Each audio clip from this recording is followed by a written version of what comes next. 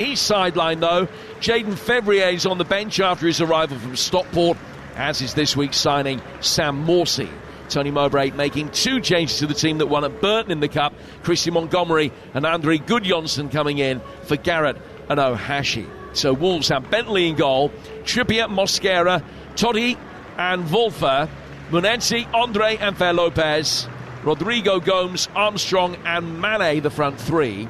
Todd in goal for Blackburn, Alibioso, Aitchison, McLaughlin and Pickering the back 4. Forshaw and Montgomery in midfield, Marishta, Cantwell and Afolayan in support of Gudjonsson up front. And tonight's referee hasn't shown a red card for more than a year, Farai Halam. Jim and I are going to make you a guarantee tonight. So this evening's game will be better than the last game Jim and I did together, which was what? Well, it was the World Cup final, and you're absolutely right. And if it's not, I'll walk home. That's a long way as well. You do walk quick, though. The former England striker knows this division very well. Dean Ashton is with us. How are you doing, Dean? I'm really good, Aid. Really good. Obviously, for some it feels like the football's only just stopped. I'm just buzzing that it's started. It's back again. I am, and you know, like you said, I've spent many years in the EFL playing and now covering the games. And no season ever disappoints. There's always stories, there's always dramas, there's always a lot of unexpected stories in these division. I don't think the Championship will be any different. As much as we can try and predict, there's a lot still to happen in the transfer market, and we just don't know what those teams that came down and came up will actually do. There will be stories. There are stories already. Both these sides have got new men in charge compared to what was going on last season. Let's hear from Cesar Peixoto, the new Wolves manager. He says he and his side will embrace the pressure of being one of the favourites to get promoted. Yeah, it's normal. You have to embrace it. That is a positive pressure for me, I think. It's important. We know the club. We know our team, our players. We know our big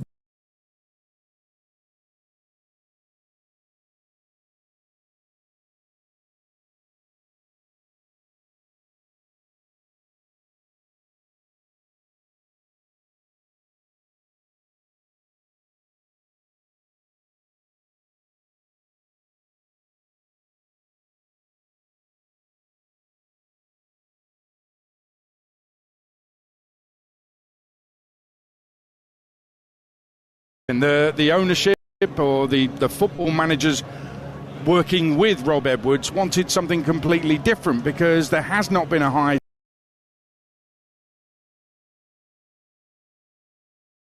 turnover.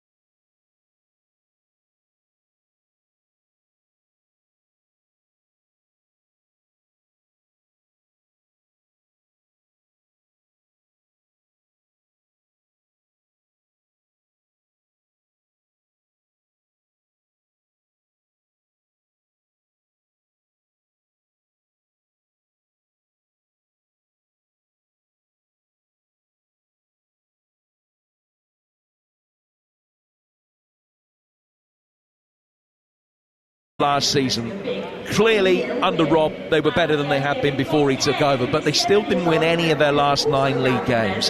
It looked at one stage as though they might just give themselves the merest hint of a fight of staying up, and that fizzled out after those back-to-back wins against Aston Villa and Liverpool. They haven't won a game in the league since early March. So I just wonder whether there was a thinking from Nathan Shee that maybe they needed a completely clean start and they wanted somebody that they knew definitively wasn't affected and didn't bring any baggage of last season's campaign into this one. Yeah, it feels that way. We'll get more on the Wolves angle with a former Wolves player, one who won the Championship with them a few years ago. We'll get that a little bit later on. Let's focus on Blackburn. Tony Mowbray back in charge, his second spell at the club, and he's got this message for the fans. Well, first and foremost, I hope they can go there and enjoy the night. It's they know it's a difficult game. We all know it's a difficult game, but there's no reason we can't go there and give a really good account of ourselves and create lots of chances and hopefully score some goals. For the season, we just hope to be really competitive. Well, he says that. He's also said, Dean Ashton, Tony Mowbray, that we're not sitting here with the best 25 players expecting to get promoted. So if you're tipping Blackburn for promotion, think again.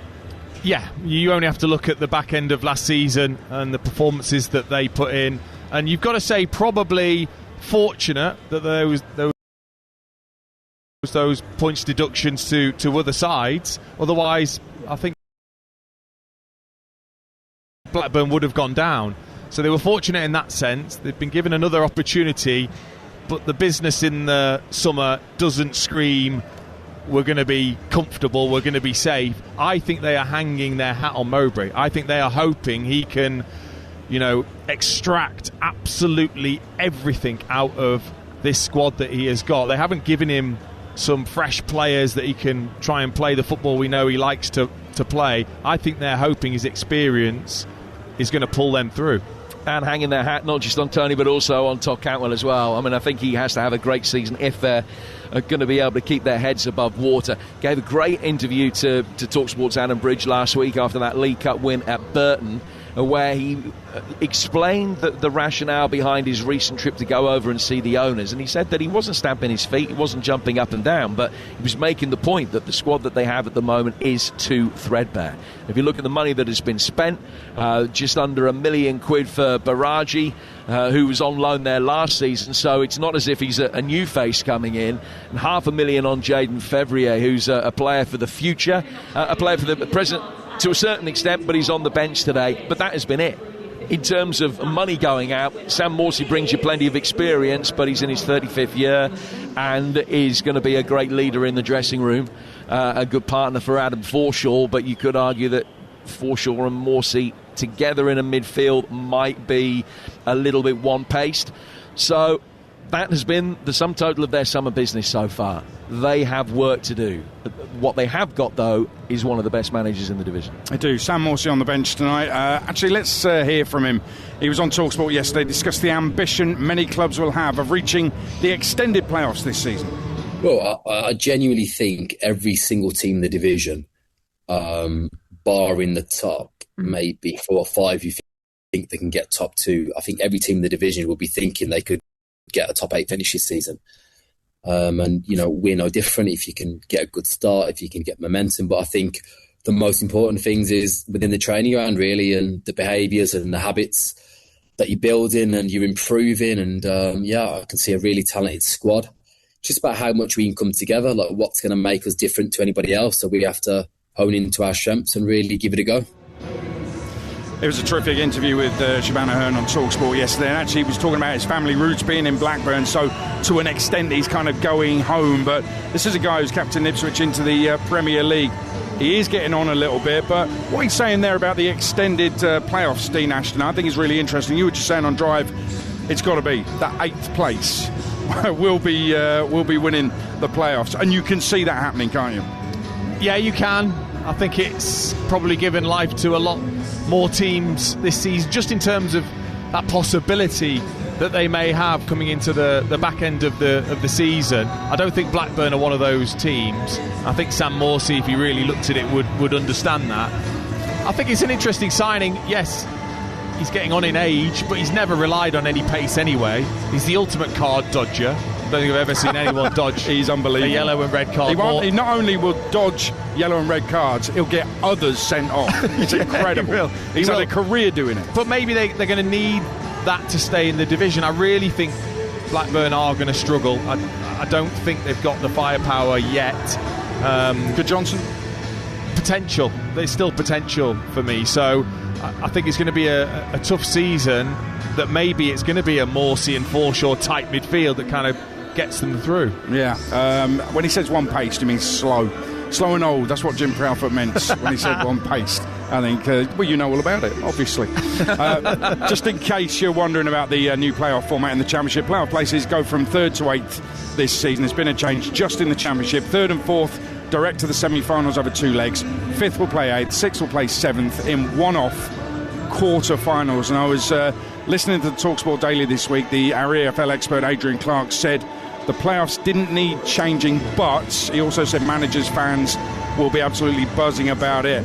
In the end, he completely changed his mind, said he's buzzing about it as well because it will keep the season alive for longer. Very, very quickly, are we all in favour of it? Yeah, that's what we have in the National League, Sav. So it's not 3 to 8, it's 2 to 7 there. I like it. I do like it as a supporter of a side that has finished in those playoff positions in the last couple of years and suffered heartbreak in both campaigns. I'd really, really like it. The fact that you could have a side finishing 7th or now 8th in the Championship. You could be 11th going into the final day and have a chance of getting promoted. What's not to like? You love it, don't you? Of course, because the playoffs are just totally engrossing and fascinating, and I want more of that.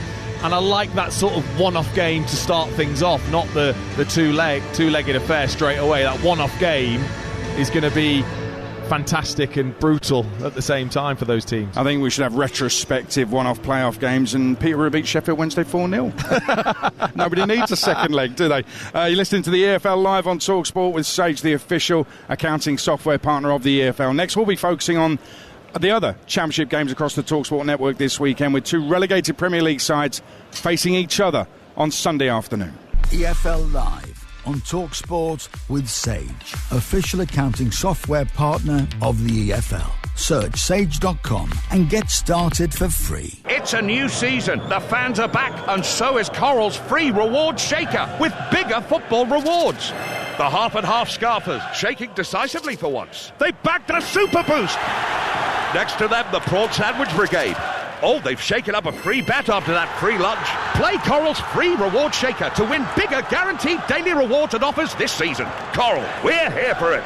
18 plus UK. Max 1 reward or offer per player per day. 8 a.m. to 8 p.m. Reward restrictions and T's and C's apply. Gambleaware.org. You love being your own boss. Captain of your calendar. Director of your destiny. But you're so busy being head of your heroic handiwork that there's not always time to let more people know just how good you are. Thankfully, millions of people go to trustatrader.com to find tremendous tradespeople like you, so your skills get seen by the people who need them most. Apply to join the tried, tested and truly top-notch at trustatrader.com. Sally, what was that site called? That prize guy. That wise guy? No, what's a fugazi? No, Sally, the site with the prizes. That prize guy. That pies guy? No, Sally, not meat and potato, the cars, 250 grand cash. That prize guy. That thighs guy? What's that, Sally? To win cars, tech and cash for as little as 2p per entry, just search That Prize Guy online. It's easy, really. The hardest part is remembering the name. Over 18 only, no purchase necessary. See website for details. Fantasy EFL is live. Can you predict the unpredictable? Across the EFL, anything can happen. Anyone can beat anyone. From the first whistle to the final twist, every moment matters. Real football, unforgettable moments, 30-yard screamers, goalkeeper goals. Back your club, build your team, celebrate every point. Fantasy EFL. Play now. The new Burger Buddies box from Burger King features 3 snackable icons. The Whopper, Big King and Barbecue Steakhouse. Perfect for you and 2 best friends. As for your 3rd best friend, the one who gave you their coat when you were shivering at a bus stop, they said they didn't need it. The only lie they ever told. The kindest lie you ever heard. Well, try and let them down gently. The new Burger Buddies box from Burger King. Made for sharing. Sort of. Tomorrow night is Fight Night, the undisputed destination for fight fans on TalkSport with Sky Vegas. Get ringside with Adam Catterall, plus a main card of big-name contenders as they weigh in on all the latest action from the fight world. Toe-to-toe debate, heavyweight analysis, and hard-hitting opinion that always goes the distance. Fight Night, tomorrow night from 9 on TalkSport with Sky Vegas. It all starts with a spin. 18 plus gambleaware.org. Hallelujah, the football is back. Sunday afternoon, Championship football on TalkSport 2. Can you believe it? Watford versus Southampton. Coverage from 1, kick-off, 1:30. And that settles it. Live and electric Sunday Championship football on TalkSport 2. Good. TalkSport live at Molineux for the start of the EFL Championship season. Blackburn players on their way out to warm up. I think Jaden February, the new signing, is a little bit unlucky not to start tonight. Scored a belting goal in the Cup last week as they came from behind to beat Burton 2-1. Andre Johnson scored in that game as well after a terrific setup from Todd Cantwell, the captain. Wolves on their way out as well. It's Wolves Blackburn to kick off the season. Wolves freshly relegated, and the other two relegated sides, Burnley and West Ham, meet live on TalkSport 2 on Sunday afternoon, a 4 o'clock kickoff. Now, the West Ham manager, Nuno Espirito Santo, has spoken to TalkSport regarding the importance of their talisman, Jarrod Bowen. He's the captain of the club. He means a lot. He's talented, amazing player, amazing person. It's an example for all of us, so having him staying committing, it's the way that we want our players to be, totally committed to the club. Jarrod is a good example, means a lot for us. Well, I'll tell you what Jarrod Bowen is, Dean Ashton. It's basically cheating in the Championship, isn't it?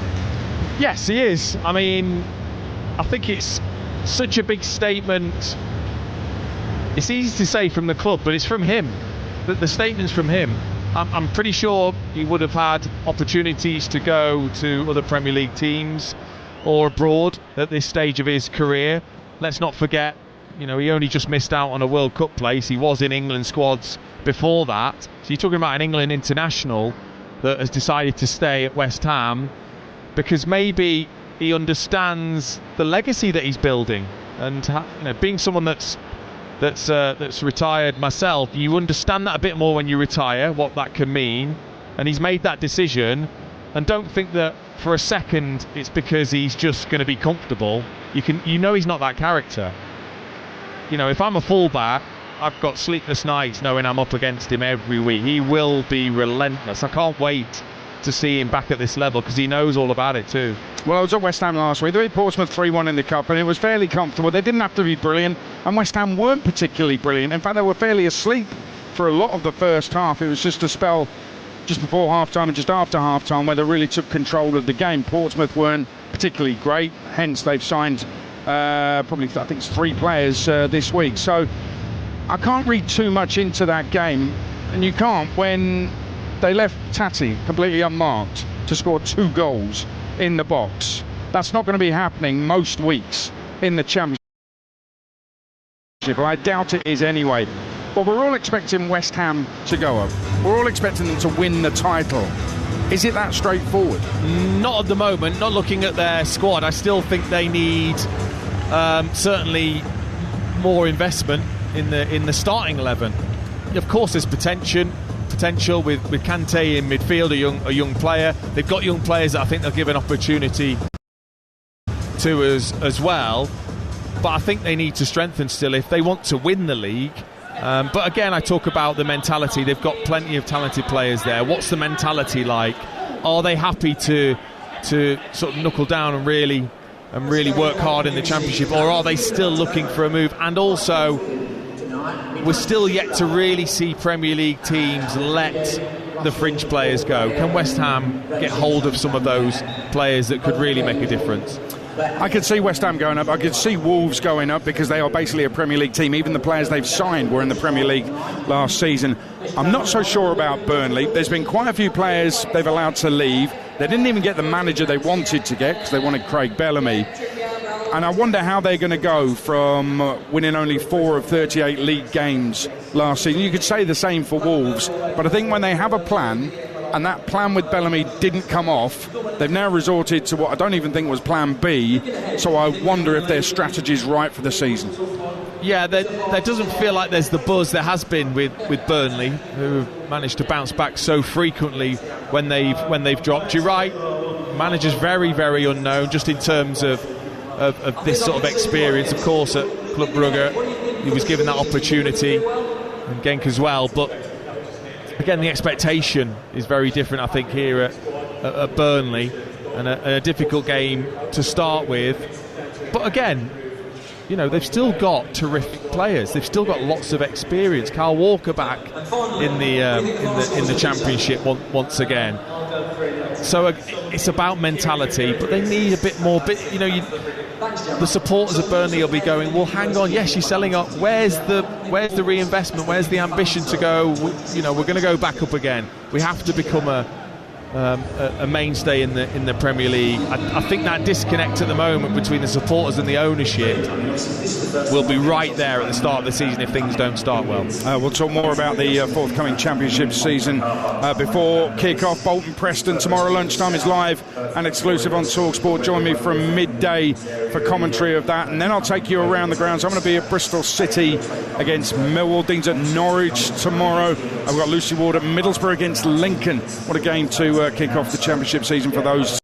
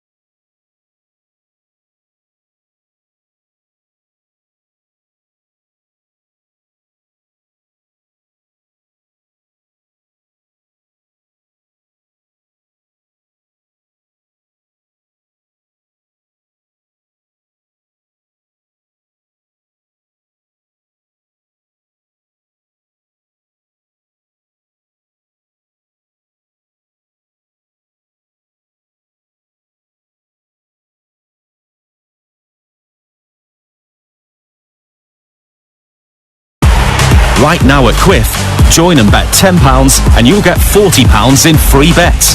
Plus, your bet could be instantly boosted to bigger odds. We call it a supercharged bet. Get more bang for your bet. Download the app or visit quiff.com.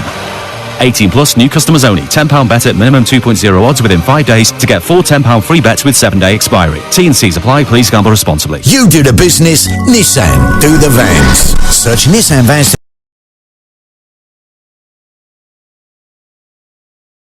discover the range, all with 5-year warranty. Warranty terms 1,000 miles, whichever comes first. Visit nissan.co.uk. The big arch just got bacon. More smokiness, more crispiness, more deliciousness. With juicy beef,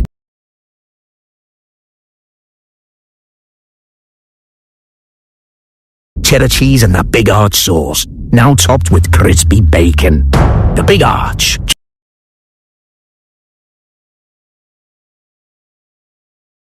Just got bacon. Until 28th of September 2026. Served from 11 a.m. subject to availability. Train toilet door. Didn't work. Lock. Didn't work. Everyone's seen me on the bog. Didn't work. Train toilet door. Didn't work. We can fix that, but I bet an app is actually pretty good. Bet £10, get £30 in free bets with Midnight. Search Midnight Sports or download the Midnight app today. New customers only. Restrictions and T's and C's apply. 18 plus. Play responsibly. GambleAware.org. Introducing Sky Gigafast Broadband and Ultimate TV. A dynamic duo at an unbeatable price. It's just the two of us. Gigafast full fibre that's 12 times faster than our standard broadband. And the best TV from Sky, Netflix, Disney Plus, HBO Max and Hayu. Saving you up to £400 on average versus other major providers. The A-team back together again. Sky. Believe in better. New Sky customers joining Sky Stream only. Average saving over 24-month term versus selected major providers. Verify at sky.com/packages. Restrictions apply. What makes a good bet? At Virgin Bet, we think it's a simple bet, a responsible bet, a last-minute winner when you're down to 10 men kind of bet. With generous offers, a bet that puts sport first. Sound like your kind of bet? Then you're ready to get started. Sign up and new members get £30 in free sports bets when you bet £10. Virgin Bet, a good bet. £10 sports bet settled in first 14 days. 1.5 minimum odds. Free bets valid 7 days. T's and C's and deposit exclusions apply. Bet responsibly. 18 plus. GambleAware.org. Talk Sport Sports Headlines with Bostik. For professional grade sealants with easy application and a perfect finish, pros trust Bostik. With your sports headlines, I'm Charlie Pritchard. Good evening. Liverpool's owners have agreed to sell around a third of the club to a consortium featuring Jeff Bezos, led by Amit Bhatia. Fenway Sports Group sold the stake for around £1.65 billion. Bhatia will become the new vice chair, but Bezos is not joining the board. For all the latest on that deal, head to the website at talksport.com.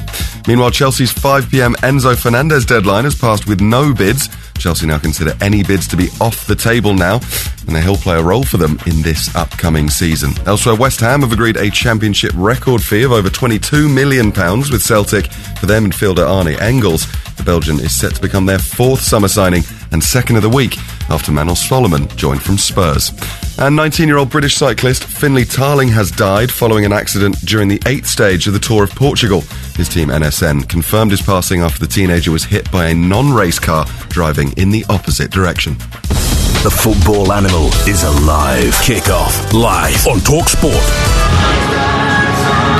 It's TalkSport live at Molineux for Wolves against Blackburn to kick off the Championship season. We've got it exclusively live on TalkSport. Let's remind you of the teams. Jim Proudfoot. One change for Wolves with David Molavulfa in for the injured Hugo Bueno. Trippier starts. Jimenez is on the bench. The big summer signing Said is injured. Blackburn's two changes to last weekend's Cup win see Montgomery and Gudjonsson come in for Garrett and Ahashi. Fevrier and Morsey are amongst the subs. So Wolves have Bentley in goal, Trippier, Mosquera, Toddy and Volver, Munenzi, Andre and Fair Lopez, Rodrigo Gomes, Armstrong and Mane. For Blackburn, it's Tote in goal, Alibiosu, Aitchison, McLaughlin and Pickering, Forshaw and Montgomery, Marishta, Cantwell and Apalayan, and Gudjonsson up front. And kickoff is 25 minutes away.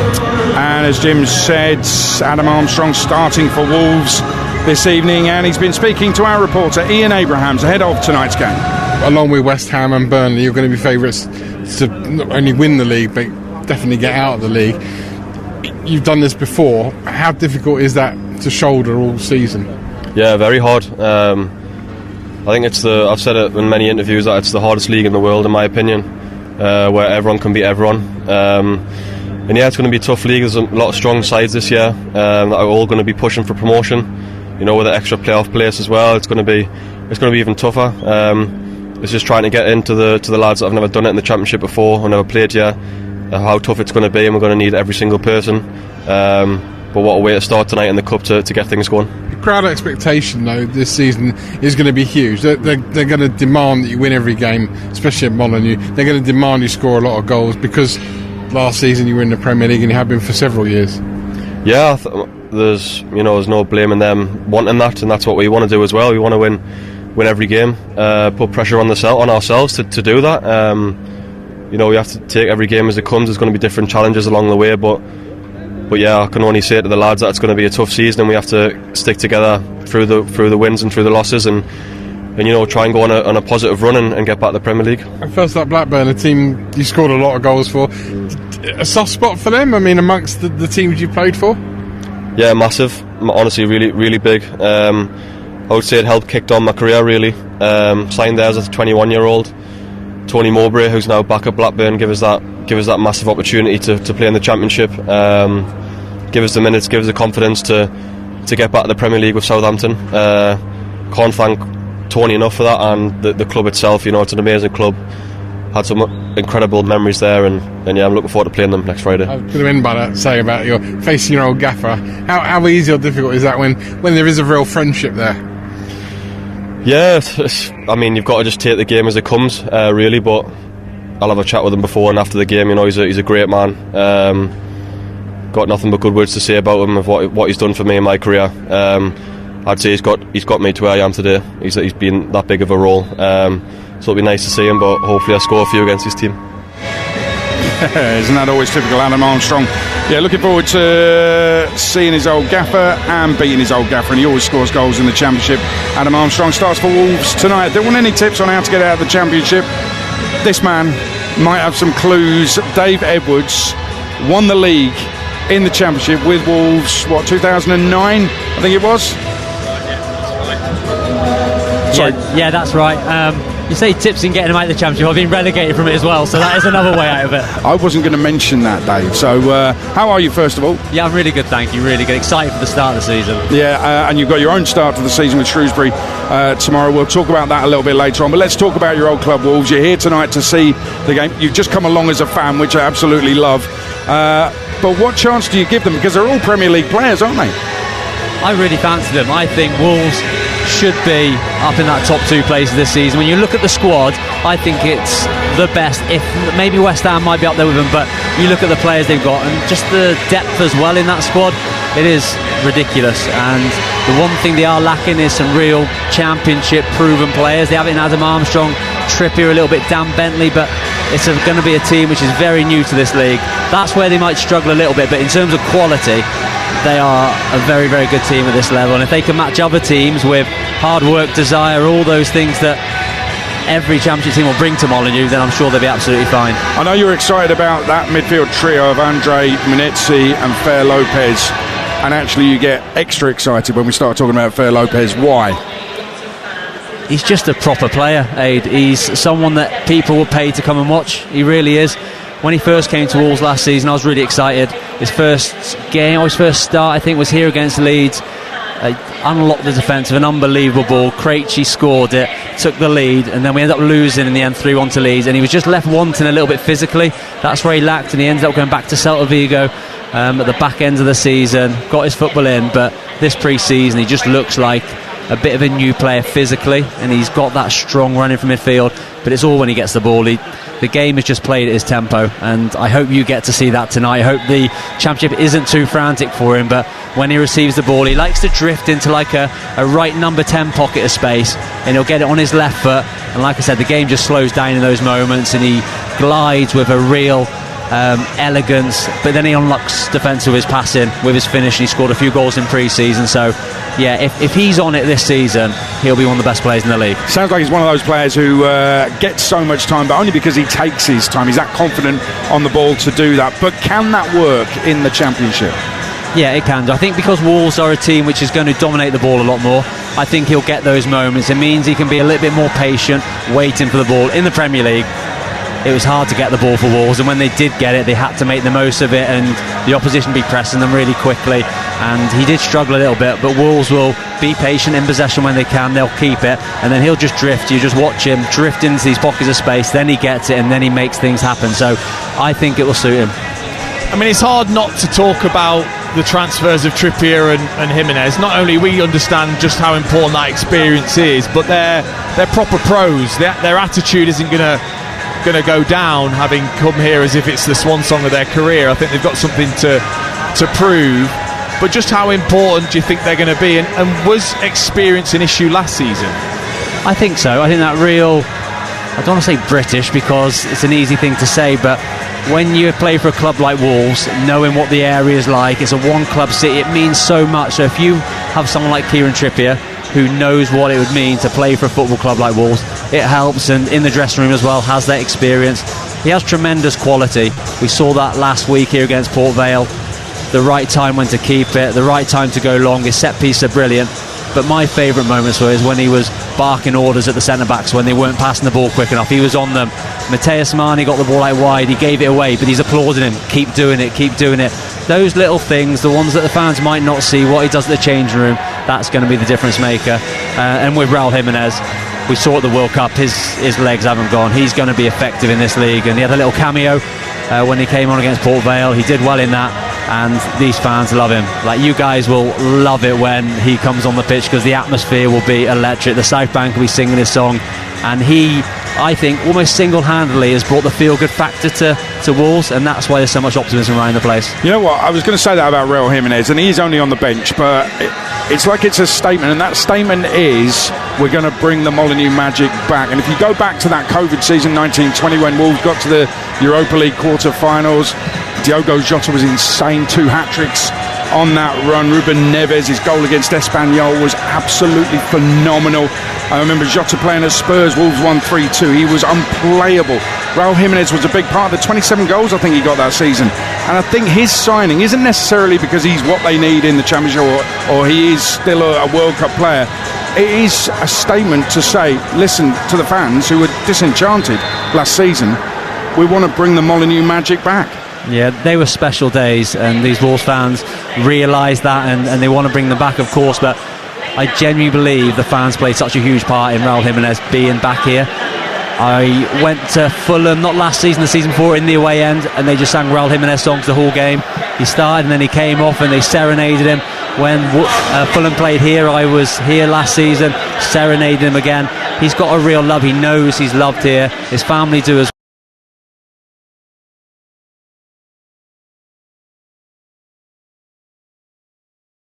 well. They call it home. So that played a huge part in him coming back. And Raul Jimenez in the Championship, he will score goals. He's a good finisher. The best part of his play, from what I've seen more recently, is the way he can back up into defenders. He doesn't necessarily need to out-jump them, but he just bodies them, means they can't get off their feet, and then he has these little clever headers down to his oncoming midfielders. I'm adamant he'll score goals because the quality of Kieran Trippier putting in crosses, Mateus Mane on the one side, Rodrigo Gomez, some other signings they brought in, he's going to get those chances and he's going to finish most of them, you'd think. Just thinking back to that team, Moutinho in midfield and Neto, a young Neto, the goal he nearly scored against Espanyol. I mean, just an unbelievable. Go back and watch it, because that Espanyol game was, Wolves are absolutely sensational. Adama Traore, the cameos he had in that. I'm going on too much, sorry. Are you surprised Mane is still here? Yes and no. I do think there's still a long way for Mateus Mane to go. He's got a huge ceiling. I think that there is so much potential there which the big clubs will be looking at, but for this part of his development, his career, I think he needs to be playing football, and he will do so at Wolves, and these Wolves fans really like him. He's a brave footballer. He's happy to get on the ball and run at people, and if he gives it away, it won't change him. He'll get it back and he'll go again. So I'm glad he stopped. I do think Rob Edwards was a big part of that initially. I know him and Rob got on particularly well, and he did think the world of him. And I just think in the Championship he'll go and play 30, 40 games hopefully if there's no injuries, and he'll set him up next year hopefully for a season in the Premier League of Wolves, but if not, there will be teams in for him at that point. So what about the Championship then? Is it Wolves finishing second behind West Ham? Because everybody thinks the Hammers going to win it, right? I think Wolves will win it. I do. Do you? Yeah, genuinely? I genuinely do. Cesar Peixoto's coming. He's not managed in this country before, but the things I've seen is that they will be a very organised team, very good at set pieces. These are the things which will win you the Championship. It's not about having the best players. You've got to have the best defence and be the most organised. And as long as they're up for the fight, I think they'll win it. I think the firepower they've got, I think they've got the strength in depth is better, I do think, when they get everyone back. If Ladislav Krejci stays as well, a terrific World Cup. He's not involved tonight, but there is a chance he'll still be at Wolves at the end of the window. Yeah, I expect them to win the league. Can we talk a little bit about League Two? Holidays, right? Where'd you go on holiday? Anywhere nice? Or didn't you have one? I did. I went to America for a little bit, to celebrate my son finishes GCSEs. Oh, congratulations to Brilliant. Dean went to Italy and then Croatia, didn't you? I did. Not absolutely. One holiday. I went on holiday to Shrewsbury. It's a beautiful place, Dean, if you haven't been properly. Honestly, it was sensational. I'm so good, I'm considering moving there. So be afraid, Dave Edwards, be afraid. Shrewsbury, you're the assistant manager to Gavin Cowan, is that right? That's right, yeah. Okay, and basically Shrewsbury were doomed last season in League Two. They were going down.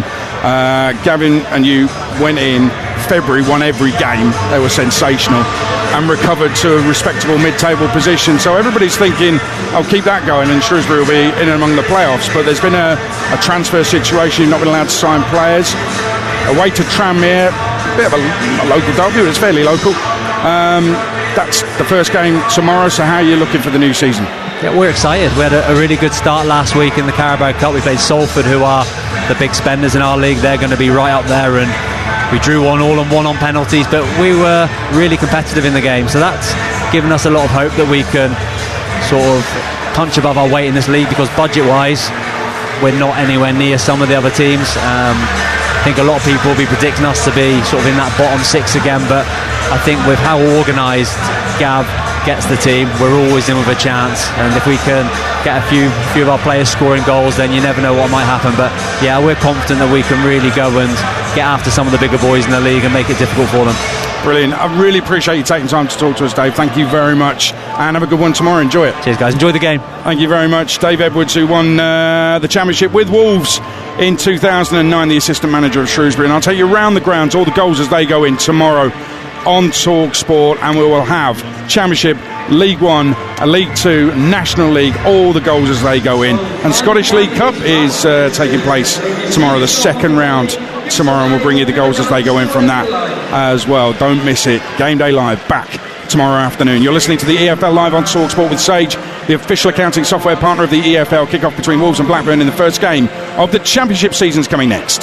EFL Live on TalkSport with Sage, official accounting software partner of the EFL. Search sage.com and get started for free. It's a new season. The fans are back, and so is Coral's free reward shaker with bigger football rewards. The half and half scarfers shaking decisively for once. They backed a super boost. Next to them, the prawn sandwich brigade. Oh, they've shaken up a free bet after that free lunch. Play Coral's free reward shaker to win bigger guaranteed daily rewards and offers this season. Coral, we're here for it. 18 plus UK max one reward or offer per player per day. 8 a.m. to 8 p.m. Reward restrictions and T's and C's apply. Gambleaware.org. The Big Arch just got bacon. More smokiness, more crispiness, more deliciousness. With juicy beef, cheddar cheese and that Big Arch sauce. Now topped with crispy bacon. The Big Arch just got bacon. Until 28th of September 2026. Served from 11 a.m. subject to availability. We have come from the future to bring mankind a gift when you buy Unibond sealants. The next generation of sealant cartridges from Unibond has landed. And right now, when you buy a Unibond silicone cartridge, you could discover a golden ticket inside worth £1,000. You are welcome, humans. Please also enjoy a 15-year guarantee. And for mold, resistance is futile. Unibond's next generation of sealant cartridges, available now at leading DIY retailers nationwide. T's and C's apply. Train toilet door. Didn't work. Lock. Didn't work. Everyone's seen me on the bog. Didn't work. Train toilet door. Didn't work. We can fix that, but I bet Abby's actually pretty good. Bet £10. Get £30 in free bets with Midnight. Search Midnight Sports or download the Midnight app today. New customers only. Restrictions and T's and C's apply. 18 plus. Play responsibly. Gambleaware.org. Magnum welcomes you to the premiere of its new collection. Introducing their latest signature designs. New Magnum La Pistache, covered in a newly crafted pistachio shell. And New Magnum La Pêche with a vibrant peach shell. Both pieces crafted to reveal a velvety gelato core and beautifully finished with Magnum's thick cracking chocolate. Designed for pleasure. You do the business, Nissan do the vans. Search Nissan Vans to discover the range, all with 5-year warranty. Warranty terms apply, 5 years or 100,000 miles, whichever comes first. Visit nissan.co.uk. What makes a good bet? At Virgin Bet, we think it's a simple bet, a responsible bet, a last-minute winner when you're down to 10 men kind of bet, with generous offers. A bet that puts sport first. Sound like your kind of bet? Then you're ready to get started. Sign up and new members get £30 in free sports bets when you bet £10. Virgin Bet. A good bet. £10 sports bet settled in first 14 days. 1.5 minimum odds. Free bets valid 7 days. T's and C's and deposit exclusions apply. Bet responsibly. 18 plus. Gambleaware.org. The UK's #1 football experience. Kick off live on Talk Sport.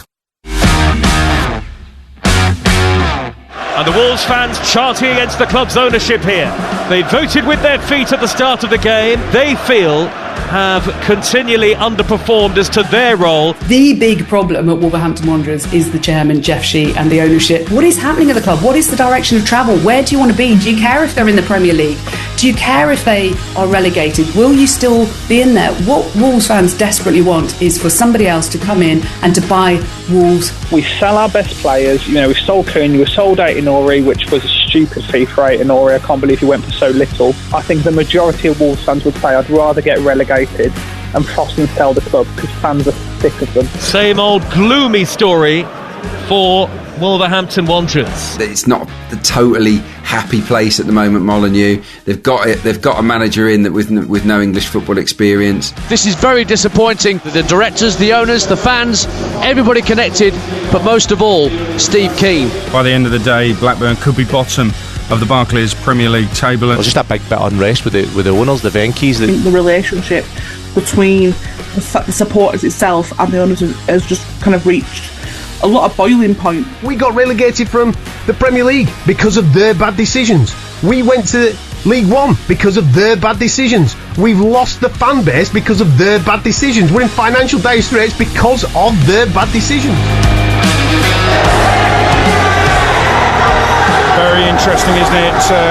In that package, Joe Shannon on the fans, Wolves fan, and football commentator Jackie Oatley, Adrian Clark, Ian Danter on Steve Keane, and Adam Cattrall, TalkSport's own Blackburn fan, passionate Blackburn fan. And we'll talk about the ownership in a second. I must tell you, this time next week, it's the start of the Premier League season. Arsenal, the champions, take on Coventry, and Frank Lampard's side leading Monaco 1-0 in a friendly right now. Ellis Sims with the goal. Gus Harmer is on the bench there, signing who's come back to the Sky Blues from Sheffield United. But in terms of the ownership, in terms of Wolves, the fans have not been on board with Fosun for some time now, and they wanted change. They weren't on board with Rob Edwards, and maybe it was a bold, brave decision from the ownership to change managers, but they have done. It feels like it's got a spirit going ahead of this game tonight.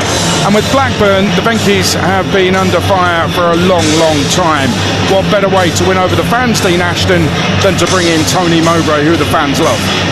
Of course, yeah, to have somebody that will have a connection with the supporters, I think is very important because they haven't got that connection.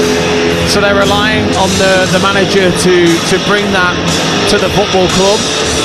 What he's got is a really tough job because the owners aren't exactly bringing in top quality players for him to work with. They're asking him to work with what they've got, to develop the players that are already there, and that's going to be his job, to find a bit more out of these players that were so poor last season and galvanise the group. Yeah, and it's interesting what he said. So I said before that quote about how they're not expected to get promoted. He's being honest with the fans, and I think the fans will appreciate that. They'll feel exactly the same.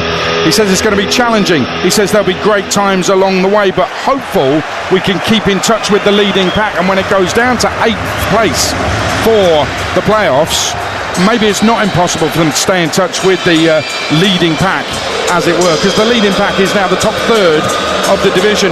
Intrigued by Todd Cantwell, the captain, and his quotes about Tony Mowbray as well. He loves him. He said that Tony Mowbray wants to have honesty and identity. That's what Tony Mowbray brings, and the players love that. Yes, they do. I think there's a lot of sort of responsibility on Todd Cantwell's shoulders.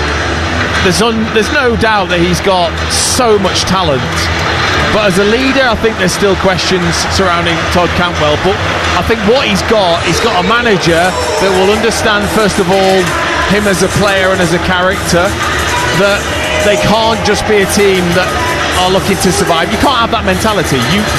You simply can't go out just hoping to survive. There's got to be more. I think Todd's got to try and lead that, but he needs a manager in charge that's going to have structure but give the playing staff the freedom to try and get the best out of themselves, albeit it's going to be very difficult. Is Cantwell a leader? I think from the outside a lot of people would say no, he's a flair player, but is he a captain? Is he a leader? Why has Tony Mowbray stuck with him as captain? Well, I wouldn't have seen that of him as a young player. I think he has matured as he made some mistakes, certainly at Norwich. and the way he left in the end from that football club. But I think he's at an age now where maybe he's realising he's got to get a lot more out of his career, the talents that he has, and that maybe having that responsibility does get the best out of him. There was still a lot he left out there last season. I still want to see more from him, and he's been given that opportunity by Tony Mowbray, who I think knows he's their best player. So let's give him more responsibility and see if he can handle it. Yeah, Tony Mowbray talks about soldiers and artists, doesn't he? Todd Cantwell said, I'm an artist. You need to be both, don't you? That's him. That's him. He wants to be an artist. He's been made to be a soldier, like many of us are told to be. We're not going to war. It's our job. We enjoy it, and we want to do the best for the football club.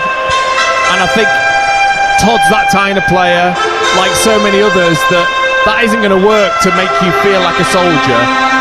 You've got to have freedom as a player to be the best that you can be without pressure. That's the job of the manager. Very interesting. Blackburn not expected to go up. Quite the reverse, actually, this season. Wolves, we know what their aim is, what their target is. And to our right, among the Molineux faithful, two banners spelling out of darkness cometh light in this 150th centenary anniversary season for Wolverhampton Wanderers. Out of the darkness of relegation, they want to go straight back up, and listen to them. What an atmosphere. They're back on board, these Wolves fans, so brace yourselves. It's the Championship. It's back and it's on TalkSport. Wolves against Blackburn. Here's your team.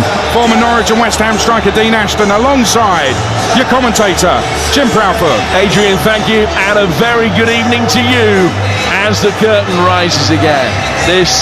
The first step in the longest of journeys, spread out before us over 9.5 enthralling months. Destination unknown. For some, it's going to be a voyage of success. For others, failure. Every one of us, though, is guaranteed a bare minimum of memorable moments interspersed amongst the highs and lows that will shape the 26-27 season. And what a special time this is, just moments before your league campaign kicks off. Your imagination racing to a soundtrack of upbeat chatter, and that brave optimism soaking through the pores like summer sweat that can only come from a summer of downtime waiting for this very moment. For 44 of the 72 EFL clubs, this journey begins with a different pilot to the man who oversaw the start 12 months ago. More than a quarter of all EFL clubs have changed manager in the summer, and these two are among them. The freshness about this latest new start for Wolves, back down in the Championship after 8 years away, and desperate to emulate their Nuno-inspired predecessors. Well, before the game starts, there will be a tribute to former Wolves keeper Phil Parkes, who passed away recently. Lofty, as he was affectionately known, made more than 380 appearances for the club before finishing his career in North America.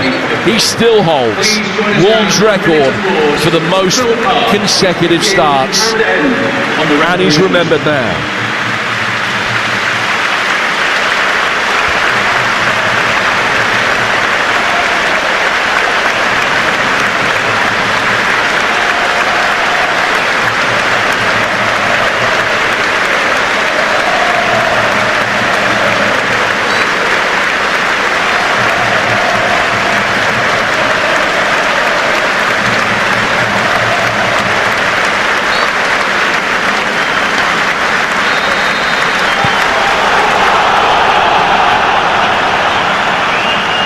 A tribute to Lofty, the legendary former Wolves keeper Phil Parkes, who's died at the age of 79. Well, that Wolves side that was in the Championship in 17-18 was one of the best we've seen at this level for years. Blackburn's prospects this time round a lot more modest than that. If Wolves eye a coronation, they hope to avoid a Rovers return to League One in what's going to be a test of their shrewd, canny leadership. Might tonight underscore their fans' fears after the summer's modest transfer activity. Day 1 out of 46 is never defining, but it doesn't half set the tone. So let the games begin. 9 months of intensity, intrigue and intangibles start right here. The EFL is underway and we've got it covered on TalkSport. Wolves in the gold shirts and black shorts, defending the South Bank away to our right-hand side in this first half, kicking from right to left, and Rovers in their change kit of predominantly white with a central blue stripe. And Toddy in possession for Wolves, finding Yerson Mosquera to his right, and then getting a return pass. He's still 15 yards or so inside his own half as he just works it forward here. Molineux making a dynamic run down the Wolves' left, but they've passed up the opportunity to try and find him. He goes back for Mosquera instead, and they worked into the midfield where Fer Lopez, tall, elegant ball-playing Spaniard, lays it off. Mane down towards Wolfa. Good siding challenge comes in on him. The first contribution from Chrissy Montgomery in the Blackburn midfield, only the 7th league start of his career tonight, and he puts it out of play for a throw. 90 seconds into the Championship season, live on TalkSport in the company of Dean Ashton. No surprise to see Wolves get hold of the ball straight away and to get it to their technical players. Andre, lovely ball out to the right. A switch of play, and he's found Adam Armstrong. Just peels away from the edge of the box. And down he comes again for Totti. Totti's ball out to Mane. Mane controlling the ball right on the left-hand touchline, and played in towards the edge of the penalty area, looking for Armstrong again. Cleared this time though by Tom Aitchison. They've got high hopes, Blackburn, that he's going to have a real breakthrough season. Been given the number 6 shirt, and they've certainly a player that they hold in real high regard. Boozer for Kieran Trippier, former Burnley man. His old loyalties never too far away. Here's a former Blackburn man in Alan Armstrong as he pulled back there. Farai Halan, the referee, says no. Blackburn allowed to bring it away. Biosu finding Aitchison back to his goalkeeper, the Hungarian Tote, who's put under immediate pressure and works it out of the left-hand side for Pickering to clear. Rovers at the moment struggling to get the ball out of their own half, but they might be able to now as they win a free kick. Now 15 yards inside their own half here at Molineux. 2.5 minutes gone, and it's 0-0. Well, new man in the dugout says up. Peixoto looking rather cool, isn't he? Trousers, jacket, and just a white tee, but I think he'll want his technical players to get involved, especially that midfield. Adrian Voice noted me earlier about that midfield. Andre, such a calm, composed player, breaking up play also, who will sit. I think Manetzi will be the one that tries to drive forward. Blackburn working it over the top here. An opportunity there, Afolayan inside the penalty area, but didn't have it for long. Andre came back, and Kieran Trippier was able to just knock it away from him. Wolves trying to bring it forward, concede a throw, level with the edge of their own penalty area. Rovers working it back. Afolayan to Montgomery. Now the Scotsman back out of the left-hand side of the midfield for Adam Forshaw.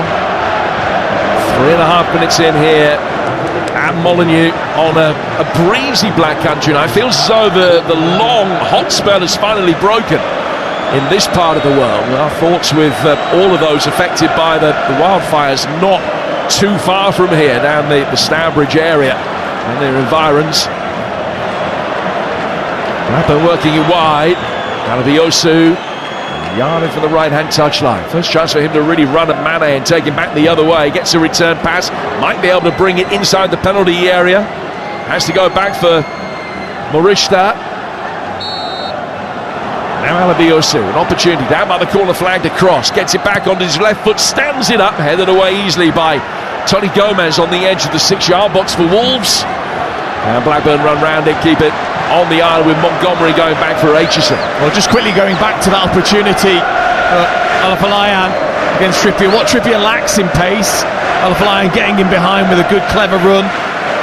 He makes up with the intelligence of reading the game. He read exactly what the winger was going to do there. A nice positive step forwards for Blackburn. They don't just want to sit here and allow Wolves to just have easy possession. Teus Mane's got it this time last year. Haven't played first team football. Really made an impression in the Premier League, and he's done well here working up with Manetzi. Aitchison clears from the edge of the Blackburn penalty area. It comes back immediately from Toddy Gomez. And interesting that he's retained the captain's armband despite the arrival of Kieran Trippier. Cesar Peixoto has gone on record as saying that he's not fussed about that situation. He feels he's got leaders all over the field. Here is Trippier winning and taking a free kick immediately. Down to his left-hand side for Molineux. I mean, it's some coup getting Kieran Trippier here, bearing in mind that he's a Spanish League title winner only 5 and a bit years ago. He played 9 Champions League games last season, now dropping down into the Championship. And he's lost possession here. Cantwell able to bring it forward. Excellent recovery run. Gets it away from Rodrigo Gomes for Wolves to put it out of play for a Blackburn throw. Well, I think he's intelligent enough, Kieran Trippier, to maybe understand where his level is starting to become and not wanting to stay in the Premier League too long. What perfect platform to continue his career, I think, guide and help others at this level. A club like Wolves, a promotion push, because he's still definitely got the quality with the ball at his feet. Wolves bring it forward again. Andre, Armstrong, Molineux, Mane, all involved. Ball played back to the 2 centre-halves now for Wolves, who didn't win any of their last 9 league games last season. Remember, only 3 victories in the entire campaign. We will be hopeful that by the time they go to West Ham towards the end of this month in a match that has clear implications, even though it's being played in August, they will already be on 3 league wins for this season. They've got Preston away and then Stoke at home next, and they're sandwiched round the League Cup trip to Hillsborough to take on Sheffield Wednesday. Now, Blackburn making a good fist of this, giving a good account of themselves in the early stages. 7 minutes in here on TalkSport, still 0-0. Tote, the blonde-haired goalkeeper, plays it out from the back to McLaughlin. Gets it back again here for Rovers and side-foots it the other way to Tom Aitchison, who only made his league debut back in December. He's already an international goal scorer though. Yeah, I know the Burn supporters are so excited by Aitchison. His performances last season, it's going to be another test for him this season also. I think what they've done, him, McLaughlin in particular, they've realised there isn't maybe that pacing behind from Armstrong. So they've been super aggressive when they've tried to get it in towards Armstrong, and they've just taken the ball off him a couple of times early on. Yeah, Adam Armstrong, who played 160 games for Blackburn, 28 goals in one of those seasons, leading the line against them today. Blackburn able to bring the ball forward. Marishta going down the right flank, wins a throw off Andre, who's without his friend and international teammate João Gomes now after his £33 million move to Aston Villa. Here's Aitchison. It's the 19th game of his club career tonight. He's got it back inside his own half. Work to his left for McLaughlin. And he goes for Pickering. Pickering controlling it. Back for McLaughlin again. Cesar Peixoto urging the Wolves back line just to push forward there. Blackburn with the ball over the top, trying to find the newly created space in behind. Molineux with great strength has dealt with Marishta really well. There was a good physical wrestling match between the pair of them down by the corner flag, and the Wolves man won it, goes out of play for a goal kick to his team. 9 minutes in here at Molineux, 0-0. It was a good old-fashioned forget about the ball, let's just have a wrestle until it either goes out of play or a foul is given. We've got to show that fight. Blackburn, they have done early on. Wolves yet to really settle in the game. Marishta, Japanese international on the right wing for Blackburn Rovers. Back from him to Ryan Alabiosu, the former Arsenal trainee, now a Nigerian international. Worked into the feet of Afolayan in the midfield. And back here for Aitchison. Square to his centre-half partner, the Irishman Sean McLaughlin for Blackburn. Now worked up the left flank into the feet of Andre Gudjonsson. Gudjonsson wearing 9, recalled at the side in place of last season's top scorer Ahashi. And he's worked it out towards the right-hand side. An opportunity here for Blackburn to bring it forward. Ryan Alabiosu taking on Molineux goes on the outside this time. It's a looping header that's not too far away. Just had Dan Bentley scrambling for a moment as the ball came in towards the far post.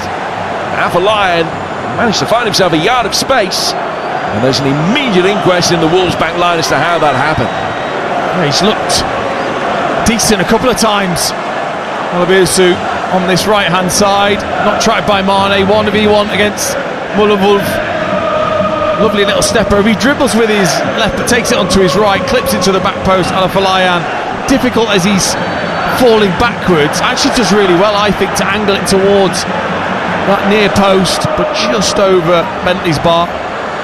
That's just his third start for Rovers today. Afolayan, who arrived from the German club St. Pauli back in February. He's had a very interesting journey in his footballing career. He started across the Midlands from here at Solihull Moors, played well there, went to West Ham, only made one appearance for them but scored, and then has ended up via a spell with St. Pauli here with Blackburn Rovers. He's had the clearest opportunity of the game so far, although that's not a very high bar. 11 minutes in, it's probably the only real side of goal that either side have created here on TalkSport. It is 0-0, and Wolves will bring it forward, taking a little bit of time to settle. And it's a season in which there's a danger that the pressure might weigh quite heavily on their shoulders. Mosquera looking for a long ball over the top of the back line. Pickering retreating, heads it away. Adam Armstrong picking up the second tap on the right, but having got his head to it first as the boots were flying, he beat McLaughlin, but he's come off him and goes out of play for a throw on the Blackburn Rovers left. Well, that probably is the play, because Blackburn are gaining confidence while Wolves just playing into feet, and they're stepping up 5 yards at a time, Blackburn, and squeezing the play. So somebody's got to run him behind. There's Rodrigo Gomez this time. It might have to be Mane and Armstrong. And if you don't get it, it's just making the Blackburn defence think about their positioning, not allow them to get comfortable in pressing the play. Well, there's a Rovers player down for a moment. It is Harry Pickering, the former crewman, over on the far touchline.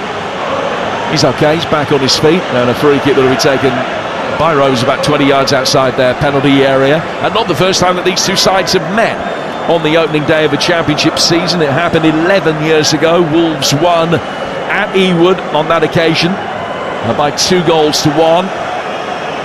It's the first time that these two have crossed paths since the 16-17 season. And Tony Mowbray had not long taken over at Blackburn. They drew 0-0 here, but still went down a fortnight later, only to bounce straight back. Very good spell. His first one in charge of Blackburn Rovers did Mowbray. More than 100 wins, 4 top half finishes in the championship, and it would be a really creditable achievement if he could emulate that this season. Here's Adam Forshaw, their old campaigner in the midfield. He's done brilliantly, spears the ball forward. Marishna taking it on, laid it back across the edge of the area, just too far ahead of Cantwell, and now Wolves might be able to break. Rodrigo Gomes out towards the right. Trippier siphoning the ball down into his path, couldn't find him, but wins the throw, taken quickly into the feet of Fer Lopez in the midfield, and he can turn and drive, and the crowd appreciating that as he beats a couple, works it out to his left hand side from Molineux. Now to Mane. Teus Mane sweeping it in, right footed, deep towards the far post, heading down and across the edge of the 6-yard box, but wide of the near post in the end and out for a goal kick. It's 0-0 at Molineux, live on TalkSport, and here's Dean Ashley. Well, wasn't that brilliant? You know, the game was a typewriter, and Fer Lopez just opened the map book. It was just so brilliant to see a player just go, do you know what? He was bored. He thought, brilliant, lovely little bit of footwork to get away from 3 players, lifts the crowd. Maybe it needs just a bit more of that freedom. Wolves seem a little bit stiff at the moment. Afolayan gives chase to another ball forward. Mosquera dealt with the threat very easily. Tottenham then under pressure. Not the best back pass. Bentley comes to meet it and will be able to clear. Dan Bentley in ahead of Jose Sarr at the start of this season. Having only made 3 appearances last season, he's already made 2 in this fledgling campaign. 15 minutes in, 0-0 on TalkSport. 3 more live championship games for you tomorrow. Another 2 on Sunday, and then 1 on Monday. Tomorrow, Lancashire Derby kicks us off. It's Bolton Preston. A 12:30 kickoff. Exclusive to TalkSport. And then Middlesbrough Lincoln and Sheffield United Birmingham follow on TalkSport 2. Those are the 3 we've got for you tomorrow. And don't forget, the most comprehensive coverage of day 1 of the EFL season is right here. Adrian Durham with Game Day Live, the award-winning Game Day Live. Starting at 2:30, Adrian at Ashton Gate for Bristol City against Millwall. Where are you tomorrow? You're at Carrow Road? I am, just down the road. Down the road from home, not down the road from here. Norwich home to West Brom tomorrow afternoon. Every goal as it goes in. First and fastest here on TalkSport. Andre's got possession. And at the heart of the Wolves back line is Moscow. All played back. Fair Lopez always showing for it. And a player that hasn't really had too much opportunity here at Wolves so far. And he's shown up well in the opening 16 minutes here. Signing from Celta Vigo, they paid £19 million for him and then loaned him back. Here's Manetzi. Fair Lopez, back for Manetzi. Just try to thread it forward down the inside right channel, but the pass for Rodrigo Gomes didn't come off. Blackburn will bring it away in the midfield. Forshaw's done really well. Steps around a couple of challenges. Ali Bioso can come forward. He's beaten Andre. Now they'll get the bodies forward quick. Gudjonsson making a near post run. In for Marista. But his right-footed effort whilst being on target didn't even sting the palms of Dan Bentley, who got down and made a comfortable save. Well, 2 terrific bits of play. One from Wolves in the midfield area that came to nothing. Even better from Blackburn. Todd Cantwell feeding Alabiosu. Brilliant again, driving down the right-hand side from right back, cutting the ball back to Maricha, who struck well, skimming off the surface. Easy for Dan Bentley just to parry to himself. Just stepped up slightly the game from a cagey start to the season. Fair Lopez with the ball out of the right flank. Worked in by Trippier. Fair Lopez, what a pass! Manetzi is in and scores! First blood Wolves. 17 minutes in. It's all about the pass. Fair Lopez is going to have some season. And Marshall Manetzi ran onto a delicious ball and side-footed it in past Ballast Toad to give Wolves the lead. They are off and running in 26-27. What a stunning goal. Magnificent pass, wasn't it, from Fair Lopez to get his head up. Little bit of movement from Adam Armstrong is so important just to open up the space. He just drives away slightly, and Manetzi, as he sees Fair Lopez turn, makes a great run right through the middle, from midfield, through that defence away from Aitchison. The pass is absolutely perfect. The weight of it is stunning. Just allows Manetzi to run on. Tote just spreads himself, but it's not enough. Really cool and calm from Manetzi, just to slickly pass the goalkeeper. What a great goal from Wolves.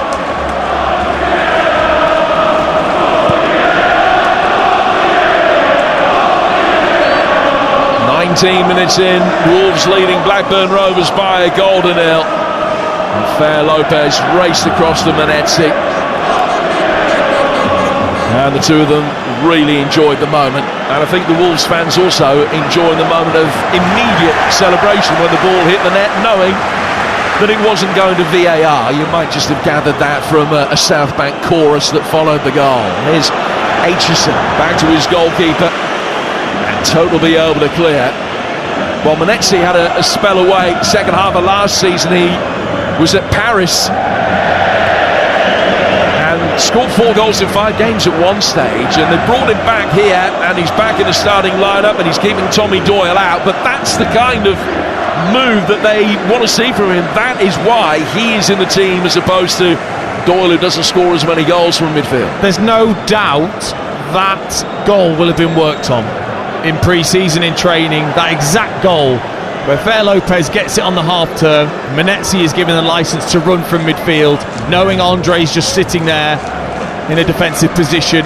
Manetzi's got that athleticism intelligence in the way he can see the space open up to go and drive into that position. It's exactly what I'm sure they will have worked on, which is why they were so pleased from the Wolves bench. Aitchison with a really good run forward from the back for Blackburn. He's confident with the ball at his feet. The move breaks down, and then Forshaw has caught his man late. And it's a free kick. The Wolves not too far outside their penalty area. Menetzi's okay though. He's sitting up immediately and just feeling his right knee. And the Wolves will take a free kick not too far outside their penalty area. And Forshaw's such a combative customer in the heart of the midfield. Plenty of Premier League experience, the likes of Everton and Middlesbrough and Leeds, but this is 200th game in the Championship tonight. That's the worst challenge of the evening so far. No malice in it, just very slightly late. Here's Bentley, side-footing the ball out of his 6-yard box. The Wolves goalkeeper has found Mosquera. Trippier with a nice ball through the midfield. Andre with a perfect wait on the pass from Menetzi. Down it comes for Mane. Mane running towards the edge of the Wolves, the edge of the Blackburn penalty area for Wolves. Side foots it in. Run came from Fair Lopez, but Aitchison knocked it away. Out for Kieran Trippier, hanging a high ball in. Menetzi going up for it. Mane can keep it alive. Left-hand side of the penalty area, down by the corner flag. He's got Molineux in support. He started all 5 of Norway's games at the most recent World Cup. Right-footed ball inside the penalty area from Mane into a very dangerous spot. Toke came out, threw himself at it and punched it clear. Comes back out for Fair Lopez, wriggling his way through, and it's side-footed away. Andre takes over. He couldn't get a shot in. Armstrong can on the turn on the edge of the penalty area, but Afolayan blocks it. It's all Wolves now, leading by a goal to nil midway through the first half here on TalkSport. Trippier's put too much on the pass for Armstrong, and it goes out of play for a goal kick to Blackburn Rovers. 22 on the clock, 1-0 Wolves. Menetzi on 18. Well, incredible, isn't it, what the one goal has done to both sides, just in terms of their attitude. Blackburn looking fragile all of a sudden. Wolves really stepping on, although Cantwell's got it. And they bring it towards the edge of the penalty area. Lays it back for Forshaw. Speculative attempt from him is blocked. It had a lot of traffic to get through, and it was cleared on the edge of the penalty area. Back for Molineux, who's wrapped his left foot around it and getting it down the touchline. Mane going up for it, cleared by Alabiosu, and out for a throw. It'll be taken on the Wolves' left-hand side. Good value for the 1-0 lead, although Blackburn have been pretty game so far. Nothing in it in terms of possession. I think most of the stats are pretty level. Just the one shot on target apiece, but killer pass from Fair Lopez, good finish from Menetzi, and that's the most important moment of the game so far. Wolves lead from it. Down to have it now with Armstrong getting it back out for Lopez. Coming in off the Wolves' right-hand side. So much space for a square pass to Molineux, and he's played it. Mane ahead of him. The left-hand side of the front three for Wolves. Check back from the edge of the penalty area, back for Totti. Totti to Andre, to Mosquera. And the Colombian goes back for Totti again. Still space for Mateus Mane. On the Wolves' left-hand side, the 18-year-old who scored 3 in the Premier League last season, having only made his club debut back in December. Long switch of play. Trippier linking up well with Rodrigo. Gomes has gone down. Referee Alam looks at the assistant referee over on the far touchline, David Harrison. Flag didn't come up, and a goal kick is given. I think it's just the way he threw himself to the floor, which is why Rodrigo Gomes didn't get that decision. He tried to get away from Pickering. I think what Blackburn will understand pretty quickly, and the biggest difference for me between the Championship and the Premier League is physically.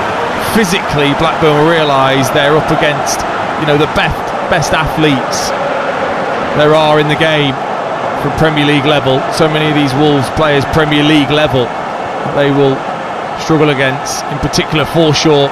We've seen in the last couple of seasons when up against that physicality will start to struggle.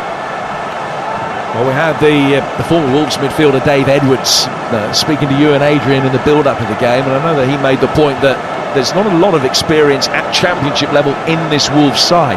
Does that matter? Because it is, as you say, a different game. Not if the attitude's right.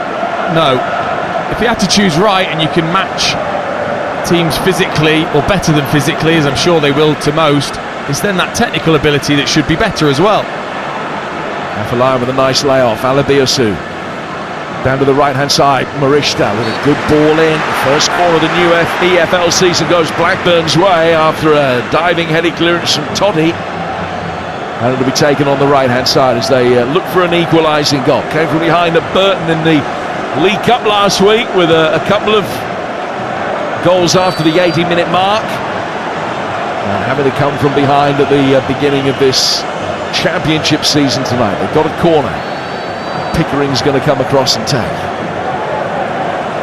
So Wolves defending zonally have got 7 inside the 6-yard box. Blackburn making runs in late now, and it's come off the top of a Wolves' head. They'll do it all again from the other flank. As Manetzi cleared. Just made his way into the 6-yard box and just flicked his head and flicked the ball over the bar. Cantwell will come across to take this second corner. This will be on the Blackburn Rovers left. It's going to be a right-footed in-swinger. Gudjonsson waiting on the edge of the box. They've got 5 inside the 6-yard box this time. Afalayan closest to the near post. The other 4 all pretty deep. Right-footed, plenty of air underneath it. Molineux heads it away. Arish is going to be first to it. Brings it down on the Blackburn Rovers right. Faces up the Norwegian. Gets to the byline. Does well. Drives the ball in. Cantwell on the far side of the penalty area can bring it down at the second attempt. Strong challenge comes in on him, but play goes on. High ball in towards the edge of the penalty area again. Half clear for Marishta. Blackburn getting it in. Oh, it's 1-1. It's a brilliant flick header to get Rovers back on level terms. Magnificent ball in from Marishta. And the run across the near post was magnificent from McLaughlin, who flicked his head at it and steered it in past Bentley. And Blackburn Rovers only behind for 10 minutes, 1-1. Well, this is all about timing of that run from McLaughlin. When the ball came out to Morishita, just got it out of his feet, and then the run, the dart from McLaughlin was absolutely brilliant, perfectly timed.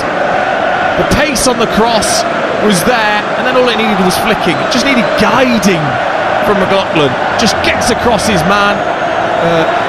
Still Wolves defence glancing away from Bentley, perfectly placed into that far corner to get them level. It's a great run as well, because he's come from the left-hand side of the penalty area and he's just made a diagonal run to the bottom right-hand corner of the 6-yard box to meet a right-wing cross, and nobody has tracked that run at all. And then as soon as he makes contact, all he's got to do is just glance it, really. He doesn't have to worry about direction too much. And Bentley stood no chance. First goal he's conceded this season in League Cup, and it's 1-1 here at Molineux. Bentley's got the ball at his feet again. Really good response. Sean McLaughlin's goal, only the 6th of his career in nearly 280 games. It's his first for Blackburn. Here's Kieran Trippier, 29 gone here at Molineux in the Black Country. Two teams that were hotly tipped to leave the division at the end of the season from opposing doors, and of course they may well yet. The Blackburn Rovers have responded really well. You're listening to EFL Live on TalkSport with Sage, the official accounting software partner of the EFL. 1-1 the score. And here's Dean Ashton. Well, you just think from Wolves' perspective, you know, you've got that goal, the crowd are up, your confidence is up, and then you give away a goal like that where you just all stood still, allowing McLaughlin, like you say, to make that long diagonal run. You don't pick up from such a simple situation. So frustrating, but well done for Blackburn. There's Mane, Molineux, and he's won a corner. There's the ball hits Aitchison and just rebounds off him, ricocheting into the side netting at the near post. And out for a Wolves corner, which they will take on their left. Wolves 1, Blackburn 1, Manetzi on 18, McLaughlin with the equaliser on 28. And a good ovation for Kieran Trippier as he comes across to take the corner from the Wolves left. The Wolves flooding the bodies forward. Molineux stay back, Mane waits on the edge of the D. Everybody else is forward. Hit him really deep. Too deep for everyone, as it turns out. Mosquera went up for it and couldn't get his head on it. Then was just given a little nudge by Montgomery over by the touchline, and it ends up being a Wolves ball. An opportunity to launch a long throw inside the penalty area. And let's see, dallying, not too far away from the penalty spot. Held in again, Mane making his run in from deep, but Montgomery's there to knock it away. Out for Kieran Trippier, high right-footed ball to the left-hand side. Mane putting his hand up to protect his eyes from the glare of the floodlights. Then laid down towards Fer Lopez on the edge of the penalty area. Snatched the left-footed shot a little, and has put it wide of the right-hand post, out of play for a goal kick. It's Wolves' best chance since they conceded the equalising goal. 31 gone, 1-1. Yeah, nice reactions from Fer Lopez as Molineux kind of miscontrolled at the edge of the area towards him, just trying to hit that into the ground and into the far corner, but just dragged it slightly with his left-footed shot.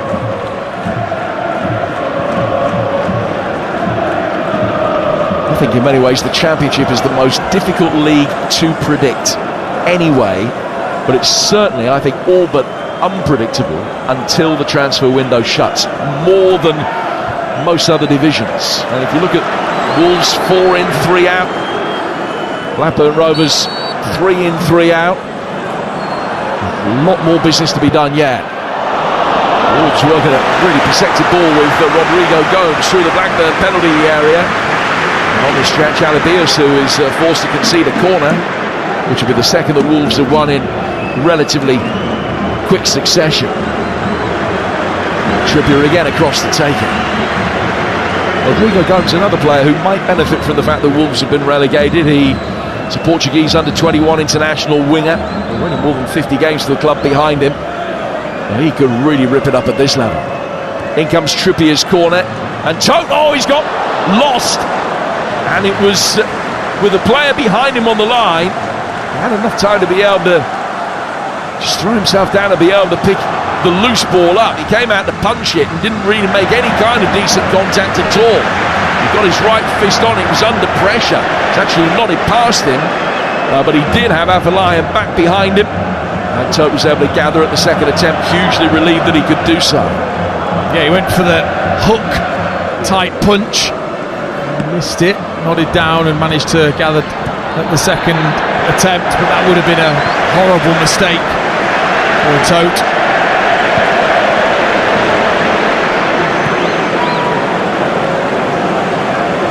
First yellow card shown by Farai Halam for a poor challenge over on the far touchline.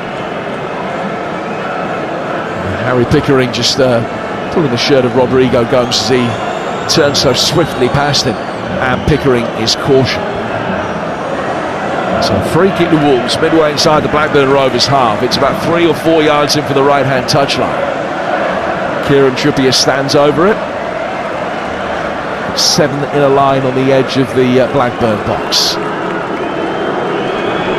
Only Tote is inside his own penalty area at the moment. They'll drop deep when the ball is kicked, which it is now by Trippier.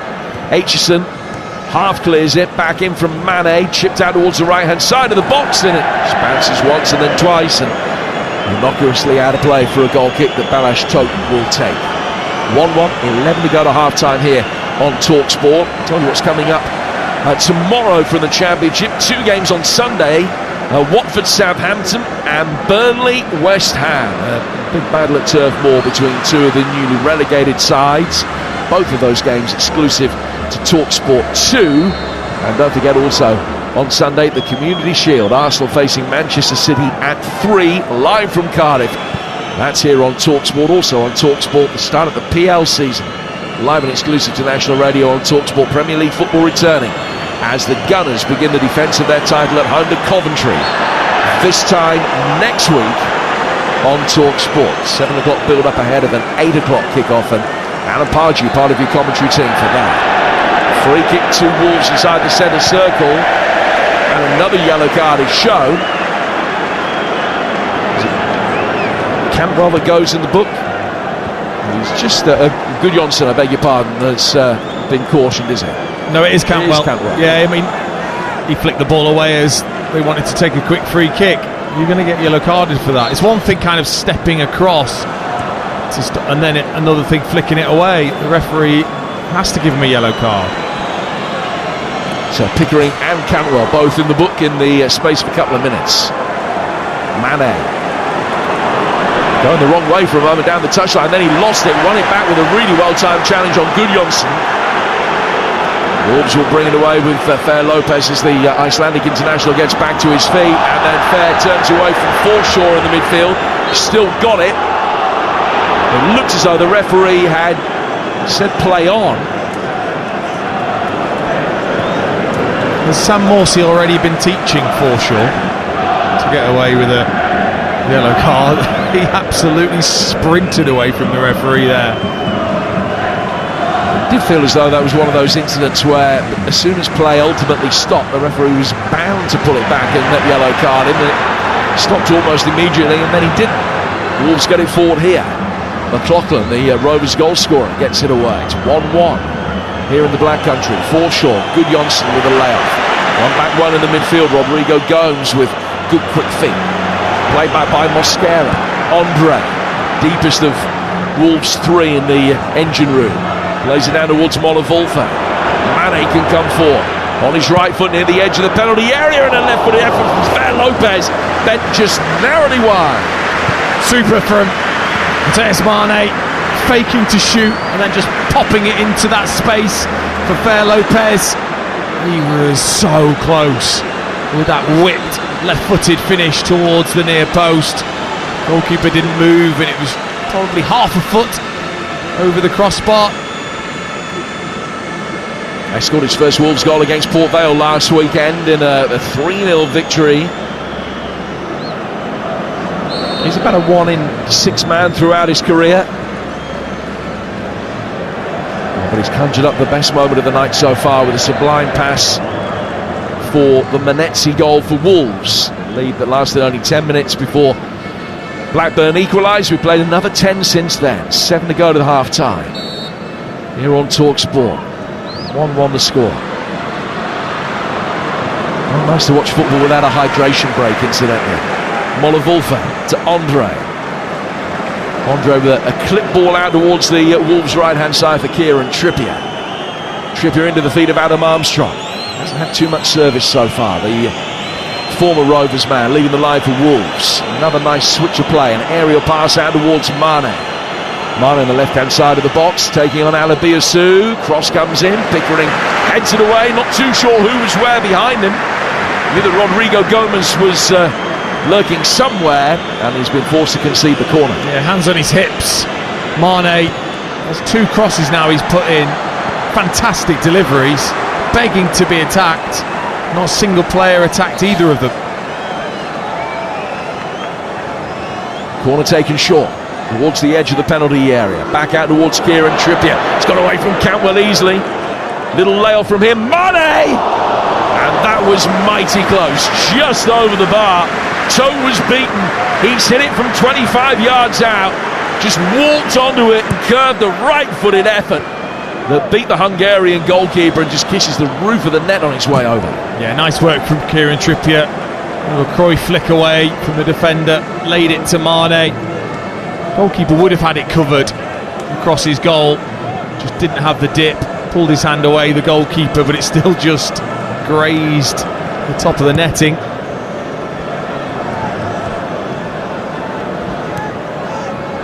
Menezes, the Wolves goal scorer, with a high ball forward. Aitchison returning it.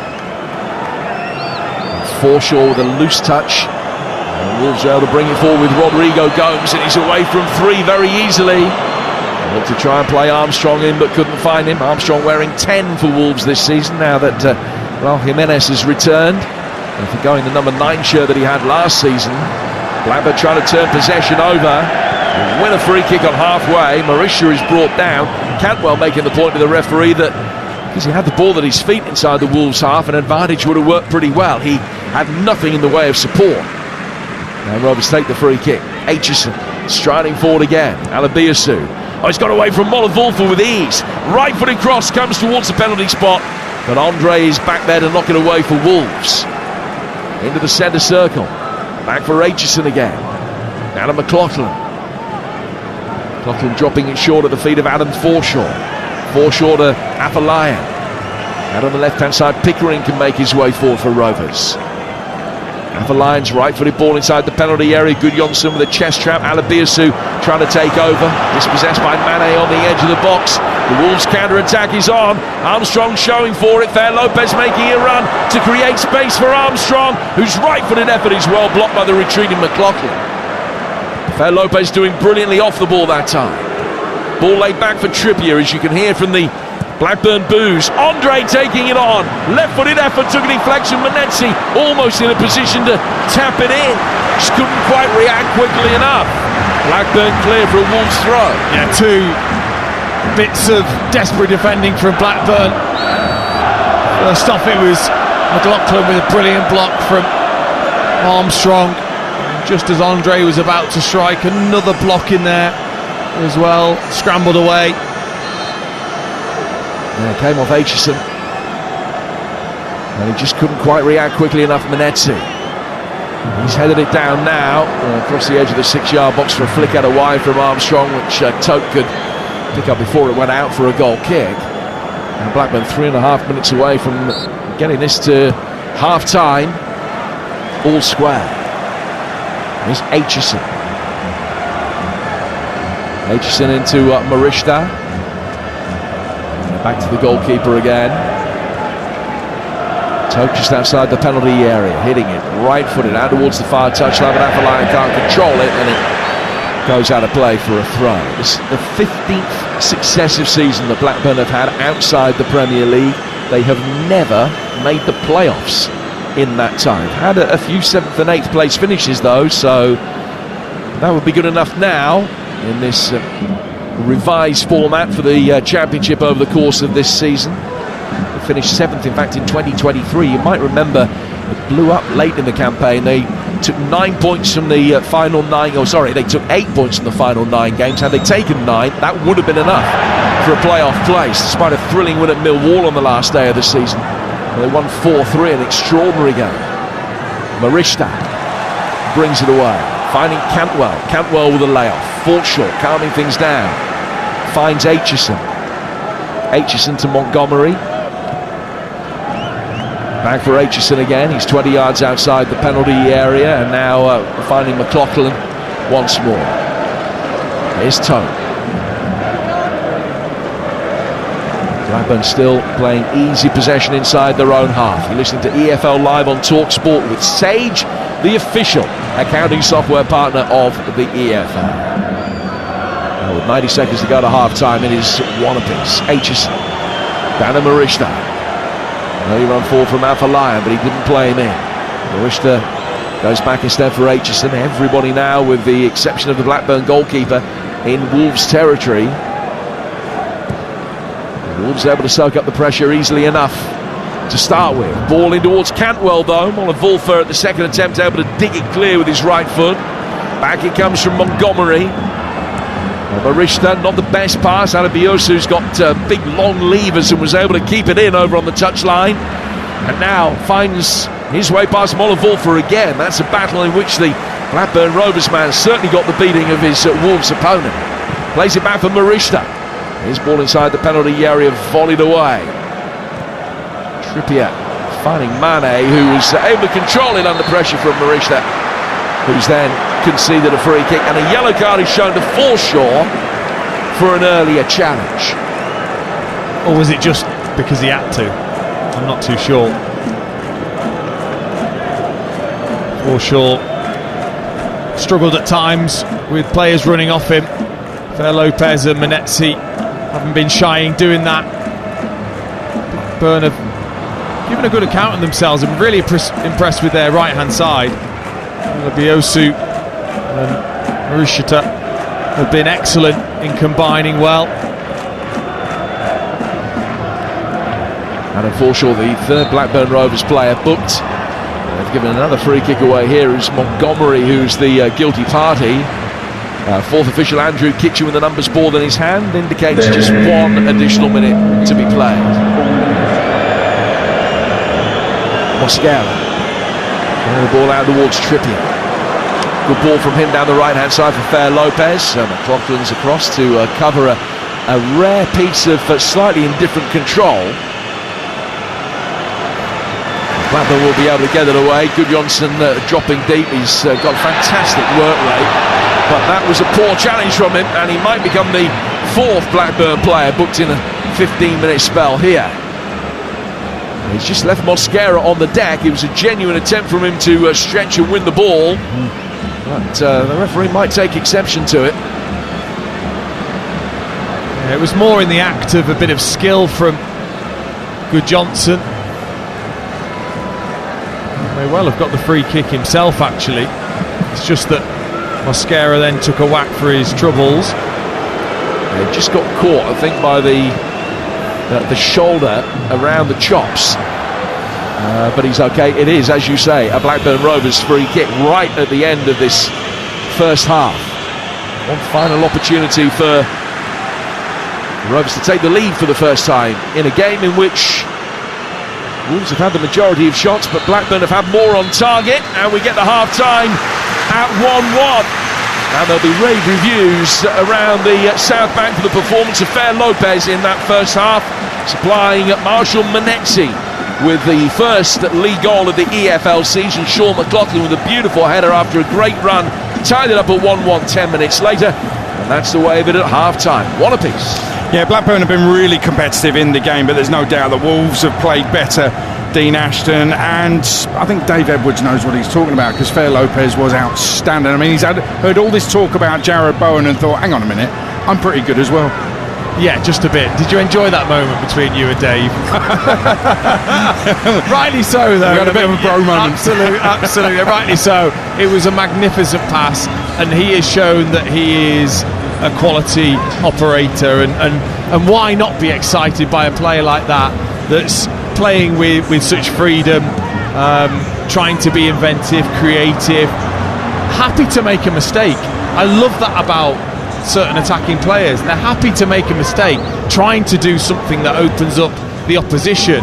I think if you're not making mistakes, you're not trying hard enough to do things that will upset the opposition at times. I think players can be far too safe. He's not one of those. I've really enjoyed his performance in that first half. But fair play to Blackburn. When they've had the ball, they've had good possession. They haven't just tried to hit Gudjonsson early. They haven't done that once, really. They've tried to play, they've tried to get it into Cantwell, and their right-hand side has been really, really useful in the way that they've combined. Yeah, it has. Abiosu's got to the byline a number of times. That final ball in from him, though, is slightly lacking, but he's definitely a threat on that right-hand side. Oh, he is. I mean, he's all legs. Yeah. But uses them so well to get into those positions. It's then just, can he develop that side of his game where he really just, I think once he really did pick out Moroshita for him to strike towards goal, but then the other 3 or 4 attempts he's had have been slightly overhit or misplaced. So definitely improvement to be made, but they've been very competitive, almost over-competitive with the yellow cards that they've picked up. I think Tony Mowbray will be so pleased that they managed to turn things so quickly, because it could have got away from them quite easily in that first half. Sean McLaughlin, I'm going to set Jim Proudfoot a task at half-time to find out if I'm right or wrong here. I make that his first goal in English football. I don't think he's scored since November 2019 for St Mirren, when he was on loan there. He's 29. Nobody would have had him as Blackburn's first goal scorer this season, but what a run and what a header as well. Well, my question would be why? Why have you not? Because the run was beautifully timed, blindsiding the defence, not seeing him until it was too late, and then the way he just guided and glanced the header in was like a proper seasoned centre forward. So unless he's done something in the summer that we really don't know about, it was just one of those moments that he's timed perfectly. Yeah, Blackburn, as we say, have been competitive, but listen, the artistry has come from Wolves, and we've talked about Fair Lopez. Early on, he was floating above the carpet, if you like. It was just a joy to watch. He can clearly pass the ball. He did for Manetzi's goal, and he's had a shot on goal that was very, very close. I want to remind everybody, though, that Mateus Mane is only 18 years old still. but he's playing like a seasoned pro who's been around for years. He took a little while to warm up in the game, if you like, but once he got the feel of it, wow, I mean, he is such a talent. And I was asking before, how is he still at Wolves? Because he surely is a Premier League player. Well, I'm glad he is still here, because I think he could really help his development to play at this level and have that freedom to express himself and get joy in taking on defenders and having that responsibility. I'm not sure a move right now would be the right thing for him. This is the right place for him. With this team behind him, getting the ball out to him, getting at defenders, I think he could have a proper stellar season where he turns into that player that's then ready for the Premier League, hopefully with Wolves, of course. Defensively needs a bit more work. Too often he's allowed the fullback to get forwards and he's not gone and helped Muller-Wolfer, so that's something he will be, I'm sure they'll be talking to him about. But so talented, one of those players that gets fans off their seats, which is so important. Going back to McLaughlin, 201 games without a goal in all competitions before tonight. We mentioned in commentary that you're laughing, he scored more than you have. His 6th goal that he scored in his career. As you mentioned, his last one was for St Mirren back in 2019, the game against Ross County. It's his first English League goal in 174 appearances.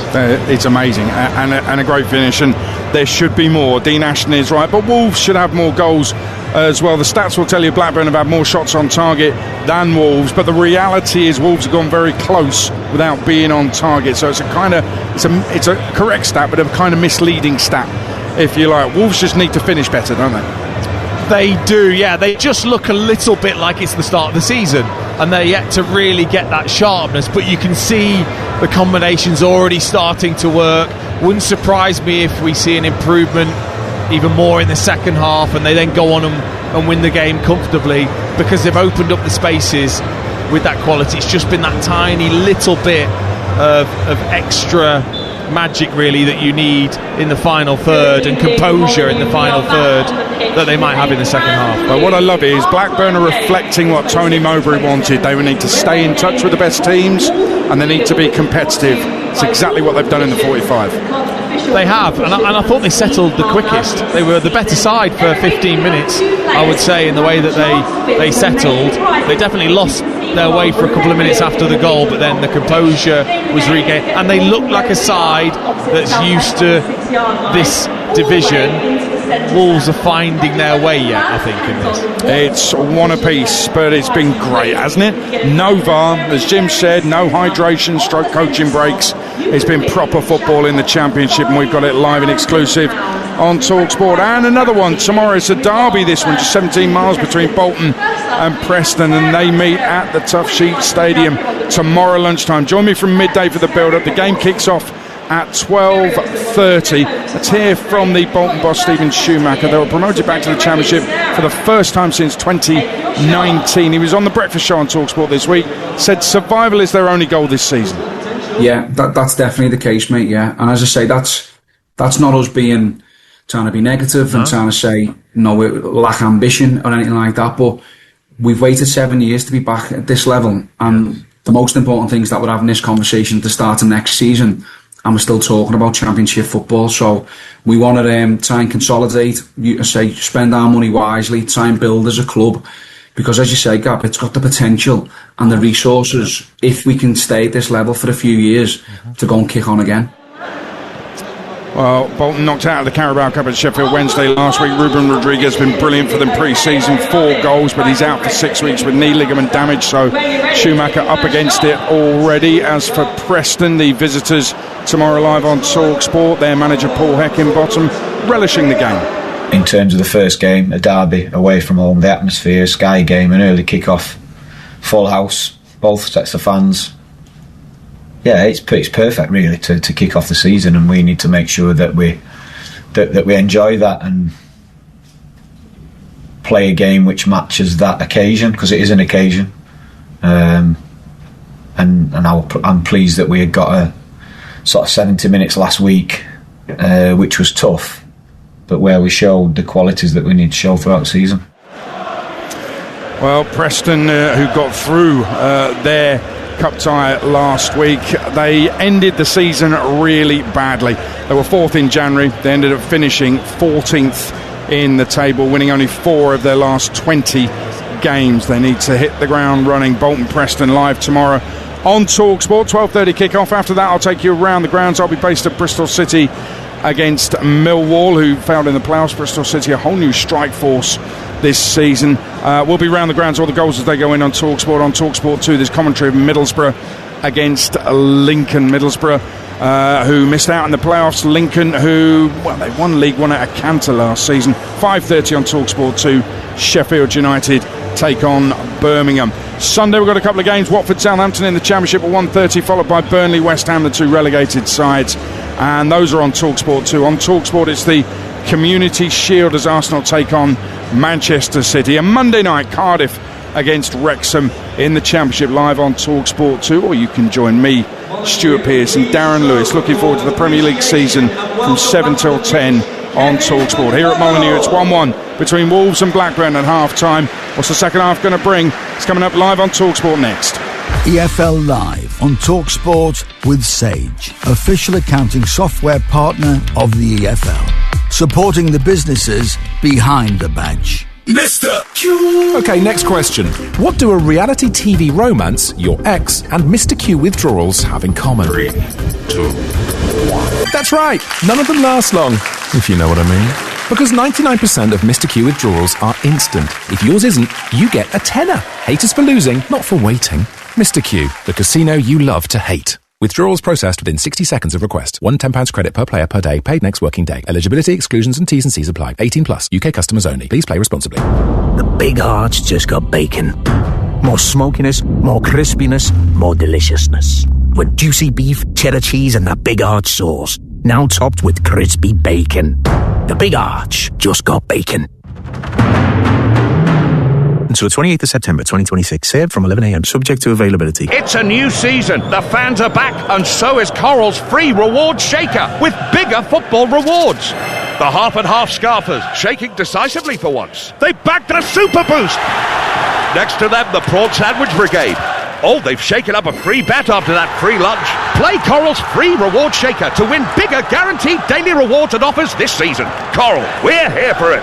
18 plus UK max 1 reward or offer per player per day. 8 a.m. to 8 p.m. Reward restrictions and T's and C's apply. Gambleaware.org. Ready for some good news about motoring costs? Get 10% off Tesco car insurance. Use your Tesco Club card when you buy or renew a car policy with Tesco Insurance and save 10% with Club card prices. There's a range of cover options. And get this, we've even been named a Which Best Buy 2026 for our gold car insurance cover. To save your 10%, search Tesco car insurance and get your quote today. Club card required. Excludes add-ons. T's and C's apply.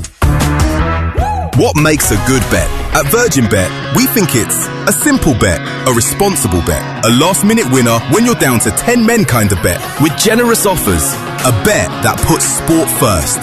Sound like your kind of bet? Then you're ready to get started. Sign up and new members get £30 in free sports bets when you bet £10. Virgin Bet, a good bet. £10 sports bet settled in first 14 days. 1.5 minimum odds. Free bets valid 7 days. T's and C's and deposit exclusions apply. Bet responsibly. 18 plus. Gambleaware.org. There are many reasons to listen to TalkSport's Weekend Sports Breakfast. But here are 5 for a start. 1. Get ahead of all the big games. 2. Keep up with the latest sports news. 3. Have your say on the issues of the day. 4. Get top-class pundit analysis. 5. Get stuck into the UK's hottest rate and slate topical debate. It is game on! The top 5 of everything football. Sunday morning from 6 on TalkSport with the VW Transporter from VW Commercial Vehicles. Working with you. King of football commentary. Kick-off live on TalkSport. In a friendly tonight, Coventry are leading Monaco 2-0. Ellis Sims with the first goal. Launchana, they signed from Burnley, has got the second goal for him. Good signing, actually. I don't think Burnley got the best out of him last campaign. But here at Molineux, it's all square as the Championship season is underway. Time now to look at the halftime highlights with Sage.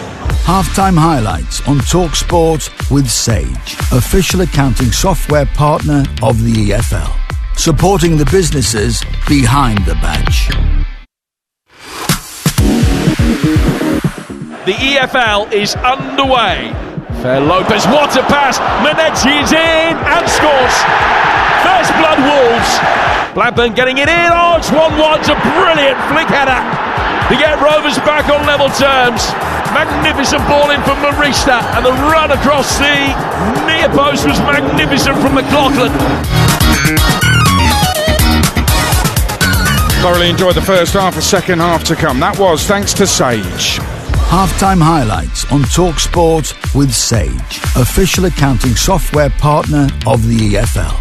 Supporting the businesses behind the badge. And half-time in Super League. I don't want to give you Hull FC 6, Castleford 12. Hull have signed the NRL superstar Daly Cherry Evans. They need him now, not next season. But what a signing that is. Players coming out for the second half. Raul Jimenez warming up. Could be the script. Dean Ashton is already written for the hero to come home and get the winner, right? Well, I mean, that's what he'll be hoping for as a striker. And imagine what this stadium will feel like if he does. They were singing his name during that first half. It does feel like a big moment, him coming back to the club, and he'll want to have a big say this season as well. Absolutely. And it does feel like there's more big moments to come. It was such an enjoyable first half, and you couldn't really take your ears off it, but it's got to be replicated. Wolves have got to seal it with the win from their point of view in front of their own fans. But Blackburn Rovers under Tony Mowbray seem to be slightly different. I know they stayed up under Michael O'Neill last season. I get that happened, and they had some decent moments. But with Tony Mowbray, his history of Blackburn is being successful. They've not been passive, which I think has been so important, and then they've not just sat there and defended against this Wolves side. When they have had it, they've been brave, they've tried to play, they've used it down the right hand side, and they've shown more than I thought they would do. And at the moment, this is quite a big upset to kick the season off if they can take a point or more against Wolves, who have got to show a bit more composure and I think impose themselves a bit more, not allow Blackburn that time to play, which I thought they were a bit nice in the way they allowed Blackburn to have the ball. We're all set for the second half. The ball is on the centre spot. Wolves and Blackburn are out there. They are one apiece as we head into the second half. Live and exclusive on TalkSport. Here's your commentary team. Former England striker Dean Ashton alongside Jim Proudfoot. And no changes being made by either team at half-time. It's Bentley in goal for Wolves, Trippier, Mosquera, Toddy and Molavulfa.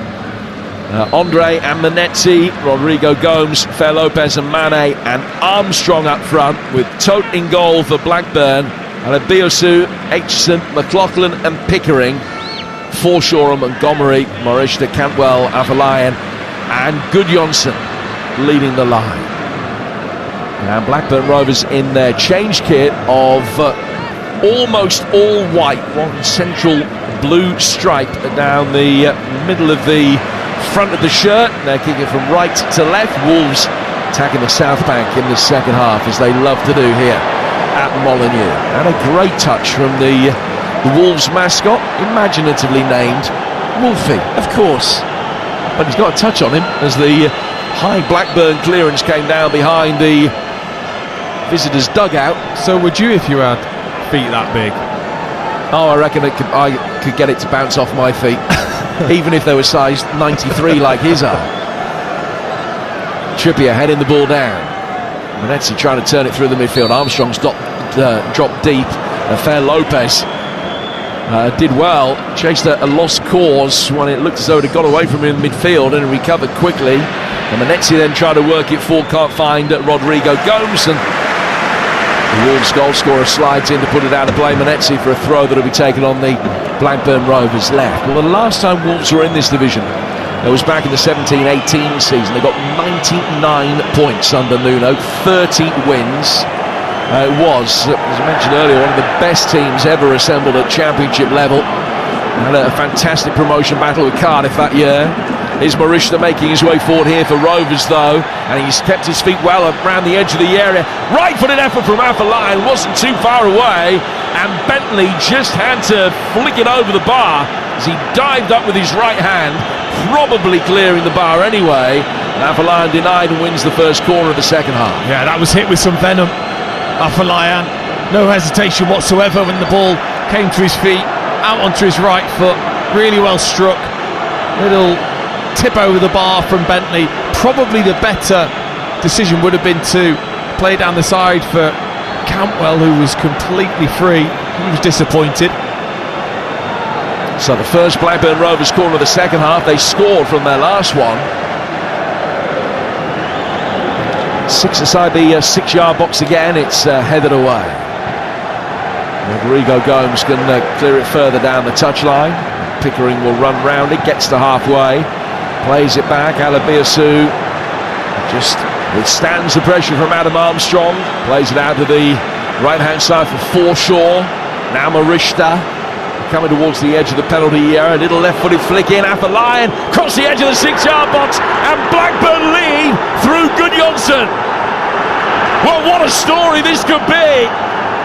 Blackburn Rovers among the favourites for relegation in the 26-27 season have turned it around away from home on day one against one of the favourites for promotion.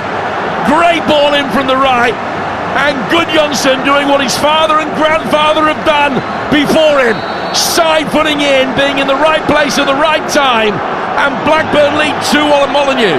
Once again, it's come from that right-hand side though.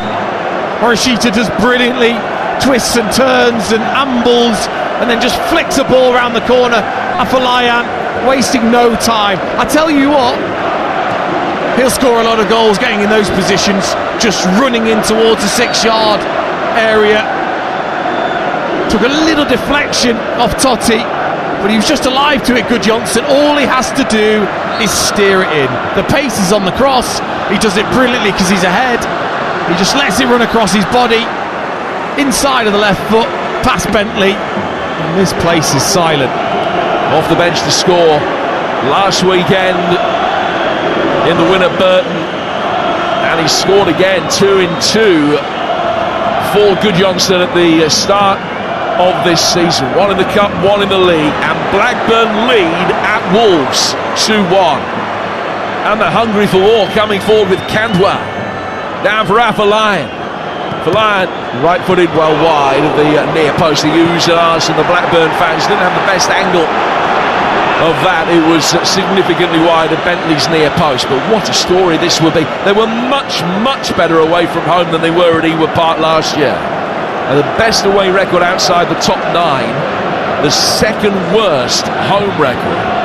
I mean, 9 of their 13 league wins came on their travels. This would be a 5th away win in 7 all told if they can hold on here. They've had more shots on target than Wolves. They lead 2-1, but there are still 40 minutes to go. I mean, they've been brave in their approach. They've taken on Wolves and said, are you ready? Are you absolutely ready for this championship test early on? Trippier winning it back. Loose ball in the midfield. Manetzi too much on it. Goes through to the goalkeeper, and the mood's change. You hear one misplaced pass there. Now the Wolves are trailing, and it's a lot easier for the crowd to get on the back of the men in gold and black. We're on our way back, sing the Blackburn Rovers fans. They're not talking about the trip up the M6 this evening. Here's Pickering. Pickering finding Adam Forshaw in the midfield. Forshaw's giving it away though. Manetzi, first time ball from Andre. Mane coming onto it. Mane beating his man, going down edge of the penalty area. He's dived and he's booked. Trying to nudge it away from Montgomery, and the referee immediately gave the free kick the other way and books Mateus Mane for diving. Well, he had a great position, the referee, but I felt it was just great footwork from Mane. Little sidestep. It was a hand across. It's a foul to me. Montgomery's been done by the footwork of Mane. He puts his arm across his chest and Mane goes down. Well, he stops him. There's no way that is a yellow card. Fair enough if you don't think it's a foul, but it's not a dive. Arm's right across him. Well, Mane certainly didn't think it was a dive, and he had to make sure that he didn't talk his way immediately into the book for a second yellow card. So Mane, the first Wolves player, booked. Pickering, Cantwell and Forshaw More caution for Rovers in the first half. They lead 2-1 with 7 minutes gone in the second half. And is this game going to be a bellwether of what we can expect over the course of another remarkable championship season here live on TalkSport, where we'll bring you more from this wonderful division than any other radio station, for sure. He's given it away again, but Mane's first touch was a loose one. Cantwell came back and mopped up. Now drops in a right back, showing for the ball from Aitchison. Yeah, Forshaw won't last long, I don't think. Giving it away twice. Got Morsey waiting in the wings. He's on a yellow card. Surprised me if that change happens pretty quickly. Fair Lopez. He's got it for Wolves. Just giving a little shove there. The ball goes out for a throw. It took a deflection off Avalayan. And Kieran Trippier takes that throw. Works it back inside his own half. That's the problem here at Molineux, when the supporters just aren't used to seeing their side win. They've won, remember, just 3 of the last 42 league games since the back end of the season before last. And when you're playing in a match that you were widely expected to win, take the lead and then find yourselves trailing, the mood can change quickly. Blackburn bringing it forward, looking for more. Good run from out to in from Cantwell. The ball whipped through the 6-yard box and no one could get there, and Tony Mowbray can't understand why. Avalayan recycles it. The offside flag comes as the ball is played into Cantwell inside the penalty area. But if Avalayan had gambled full pace at the far post, could have been 3-1. Yeah, he just doesn't expect it to get there, but he should. You should expect it to get there. Alabi also has been brilliant on that right-hand side. Again, not tracked by Mane. Mane can't just enjoy it when he gets the ball at his feet. He has to do the defensive work and track, because Muller-Wolfer has got his eyes on Morishita and has to make sure he's in position. Needs help from his winger. Here's Cantwell, the Blackburn Rovers captain. Just dropping that a little bit deeper in this second half. Finding Pickering, now to McLaughlin, who scored Blackburn Rovers' goal in the first half, his first in 202 games. A run of more than 7 years. The foundation for a famous opening day victory for Blackburn Rovers. Still a long way to go here on TalkSport in the Black Country, and that change that Dean Ashton predicted 2 or 3 minutes ago is about to happen. Forshaw didn't even have to look and wait to see which number was coming up. He's coming off, and Sam Morsey, who was born in Wolverhampton, he started his career here, although he left 17 years ago without having made a first team appearance, now comes on. A Blackburn Rovers player for the first time. His family have got heritage in Blackburn as well, and he brings the experience of nearly 600 senior games. The Egyptian international, who has captained the side to promotion from this division in the recent past with Ipswich. So Morsey for Forshaw. Yeah, I can't claim that's wisdom from me. It was the most obvious substitution of the whole season we'll have. Mane fires one high and wide of the right-hand post. Claim it, Dean. You've got to claim it. It was too obvious. Forshaw giving the ball away twice. He's on a yellow card. His cheeks are puffed out with runners beyond him. It was the right decision. You've got Morsey there. Morsey was actually staring at Mowbray for about 2 minutes, not even moving in the warm-up. Listen, on a night where your judgment has been so publicly questioned, when you call Twix the best chocolate ever, you need to claim everything you can. Here's Andre. I'll build that trust back up, haven't I? Well, but yeah, you've got a long way to go. It's going to take more than Morsey for Forshaw to do it. Here's Mosquera getting it back to his goalkeeper. 11 minutes gone in the second half. Wolves 1, Blackburn Rovers 2. And Totti comes to the edge of the centre circle. Wolves are going to make their change in a moment, and it will get the crowd on their feet as Raul Jimenez waits for his moment. Trippier in towards Andre. Andre getting away from Gudjonsson. Oh, clever little reverse ball in. Right-footed Menetzi's deflected effort spins wide. Wolves get a corner. They might just bring Raul on to attack it. 2-1 Blackburn. Yeah, that midfield combination's worked so well. Andre, terrific player, good vision. Slipped it in towards Manetzi with the outside of his right foot. Manetzi swiveled and shoots in one movement. McLaughlin did well just to deflect that behind. It's not coming on just yet. They're going to take the corner first. In towards the near post. Gudjonsson heads it away. And then flicked away from Mane, but Cantwell's touch just ricochets into the centre circle. Wolves will bring it forward again. David Molovolfa. Flick header from Manetzi. Steered away by Pickering. Onto the right boot of Mane. Mane edge of the penalty area. Flicks it up with his right foot. Gets it back from Armstrong. Can't get himself into his shooting position. Andre then winning it back from Afolayan on the edge of the box. Fer Lopez clips it in. Headed away by Gudjonsson, who's still back defending for Blackburn Rovers. They worked it forward. Molovolfa, no foul on Morishta, who was claiming that he was pulled down to stop a counter-attack. And Wolves can build again. 58 gone. Raul about to come on. 2-1 Blackburn Rovers. Here's Fer Lopez. 15 yards outside the Blackburn Rovers penalty area. The men in white will push out again, keeping a high line on the edge of the box. Wolves trying to play round them and through them. Andre got caught. Referee plays the advantage. Fer Lopez with quick feet. Gets it wide. Ball in from Rodrigo Gomes was poor. It's cleared. But listen to the ovation that Raul Jimenez is going to get. And again, they wait before bringing him on. Trippier taking the throw, getting it back. Clipped inside the penalty area, headed away by Morsey. Then further cleared by Cantwell. Onto the right boot of Manetzi. And Manetzi has sent it halfway back the south bank. They can't wait any longer. Mane coming off. And Raul Jimenez back at Molineux. Got 20 minutes here against Port Vale last week. But he makes his first Wolves League appearance since 2023. Such a popular figure in this part of the world. And his partner, the Mexican actress Daniela Basso, was on the pitch before the game. What they have done, the Jimenez family, they've given 5,500 free black scarves to those on the South Bank today. They just say, "Si, senor." And you can hear the "Si, senor" song now that greets the arrival of Raul Jimenez. He and Daniela love it in this part of the world. They are delighted to be back.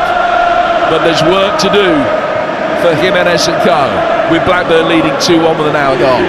Yeah, you can see and hear what it means for the supporters here to have him back. I thought he was going to come on to score the winner. He still might, but he's getting an equaliser before that. No surprise, actually, for me to see it. Matheus Mane, the player, to come off defensively, just not doing that work. Armstrong, it'll be on the left-hand side, most likely. Toe back for Cantwell.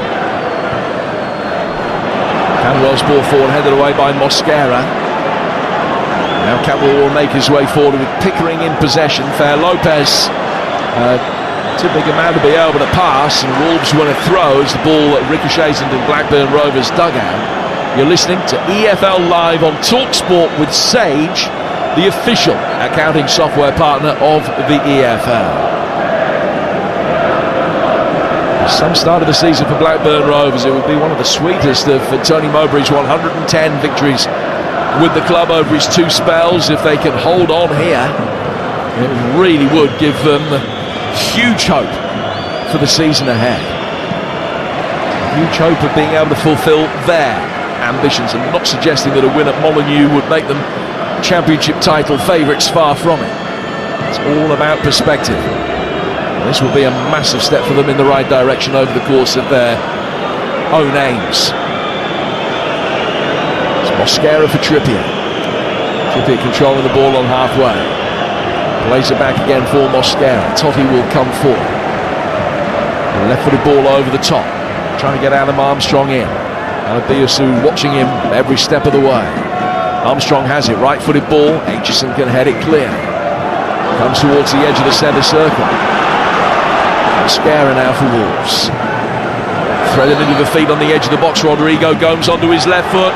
Raul Jimenez trying to turn. Goes down. Challenge from Aitchison. Referee immediately waved the penalty appeals away. and then Trippier stops Afolayan getting forward, and it will be a Blackburn Rovers throw. 2-1 Blackburn. Calm defending from Aitchison there. Didn't dive in, saw the ball, stepped across. Didn't get loads of the ball, but stepped across, reading what Jimenez wanted to do. I can understand why he's earned so many good reviews, Tom Aitchison. Player who scored and was sent off on his international debut for Northern Ireland. Here's Morishta on the Blackburn Rovers right, and he's got 4 inside the penalty area to try and pick out. He's gone short for Montgomery and then gets it back. Alabiasu, Cantwell, too much on the ball, spun over the top of the Wolves back line for Afolayan. And it's out of play for a goal kick that Wolves will take, and Bentley's in a hurry to take it. 62 minutes in here on TalkSport. Jim Proudfoot and Dean Ashton talking you through the action on day 1 of the EFL season, live from Molineux. Tomorrow, Bolton, Preston, Middlesbrough, Lincoln and Sheffield United, Birmingham, all live on the TalkSport network. Lancashire Derby, a 12:30 kick-off from the Tough Sheet here on TalkSport. Games from Middlesbrough and Sheffield United, both on TalkSport 2 at 3 and 5:30 respectively. Can't wait to see how Lincoln are going to get on, having ripped up League One last season. Managerial change in the summer.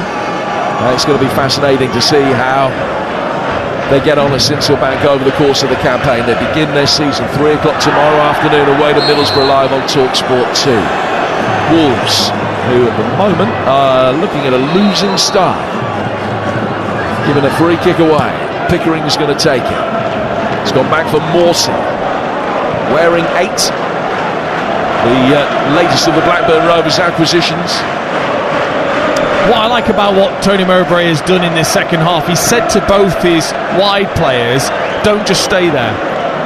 Morishita's in midfield right now, he's come across from the right, and we've seen Afolayan cross from the right to Gudjonsson to score for the second goal, and a couple of times he's really gone in tight with the centre forward. I like that. I don't like wide players to just stay out there the whole time, which is kind of what Wolves have done, isolating your centre forward. It's been good from Blackburn in this second half. Tommy Doyle's coming on at the moment. Trippier got caught there by Afolayan, and there's an angry reaction from him. Far too long in the tooth to get himself involved in any shenanigans after that, but there was a little push actually from Trippier with the flat of the hand into the chest of Afolayan. Didn't like the way that the Blackburn player had a nibble at him once he'd been beaten. It's going to be a double change that Wolves will make. Because Jackson Chachua will be brought on in a moment as well, the Belgian-born Cameroonian international, right-sided player. The referee has kicked the ball away from where Trippier has tried to spot it down for this free kick, and he said that the infringement was much nearer the touchline. Just a little touch of the messes from Trippier in the way that he was walking the ball forward. The spray goes down, and then he just moves it a little. The free kick will be taken from roughly the right place now. Wolves trying to get themselves back on level terms. 20 minutes into the second half, trailing by 2-1, having led at one stage. Trippier getting it forward, finding Fer Lopez. Back it comes from Trippier. Right-footed ball, he swept inside the penalty area. Now headed down, easily claimed by Tote. It was Mosquera that got his head to it, but little more. All he could do was just nod it into the ground, and it bounced up nicely once into the hands of the Blackburn Rovers goalkeeper. And they too will be making a double change, and we'll see the new signing Fevrier coming on. Ball inside the box. Trippier has covered a lot of ground to get back and headed away for Wolves. Then Montgomery has done well. Survives the handball shout. Gudjonsson, who at the moment is the match winner, links up the play and finds Alabiasu. Back he goes out for Gudjonsson again. Former Real Madrid and Norrköping man coming forward towards the edge of the area. No one picking him up. Another good ball through the 6-yard box. No Wolves player could get a touch, and Gudjonsson came very close to being able to supply one to make it 3-1. Again, excellent play. That right-hand side, once again. Gudjonsson drifting out of position and then linking up. Ball finding its way to Alabiasu, who again just feeds it in towards Gudjonsson, who misses it. But where's Afolayan? Where's Cantwell as well, just not quite judging that. Bentley it was with a touch away. So Wolves remodelling the right-hand side of their team. Trippier and Rodrigo Gomes have come off, and Doyle and Chachua have come on. Blackburn Rovers will take Apalayan off and replace him with Jaden Fevrier, the £500,000 signing from Stockport. I'm a little surprised that Apalayan's been replaced. And Cantwell, the skipper, loses his place to Ahashi. Dean, what do you make of those changes? I'm surprised with Apalayan because I think he's been excellent, especially in this second half. So that does surprise me. Cantwell's drifted out of the game.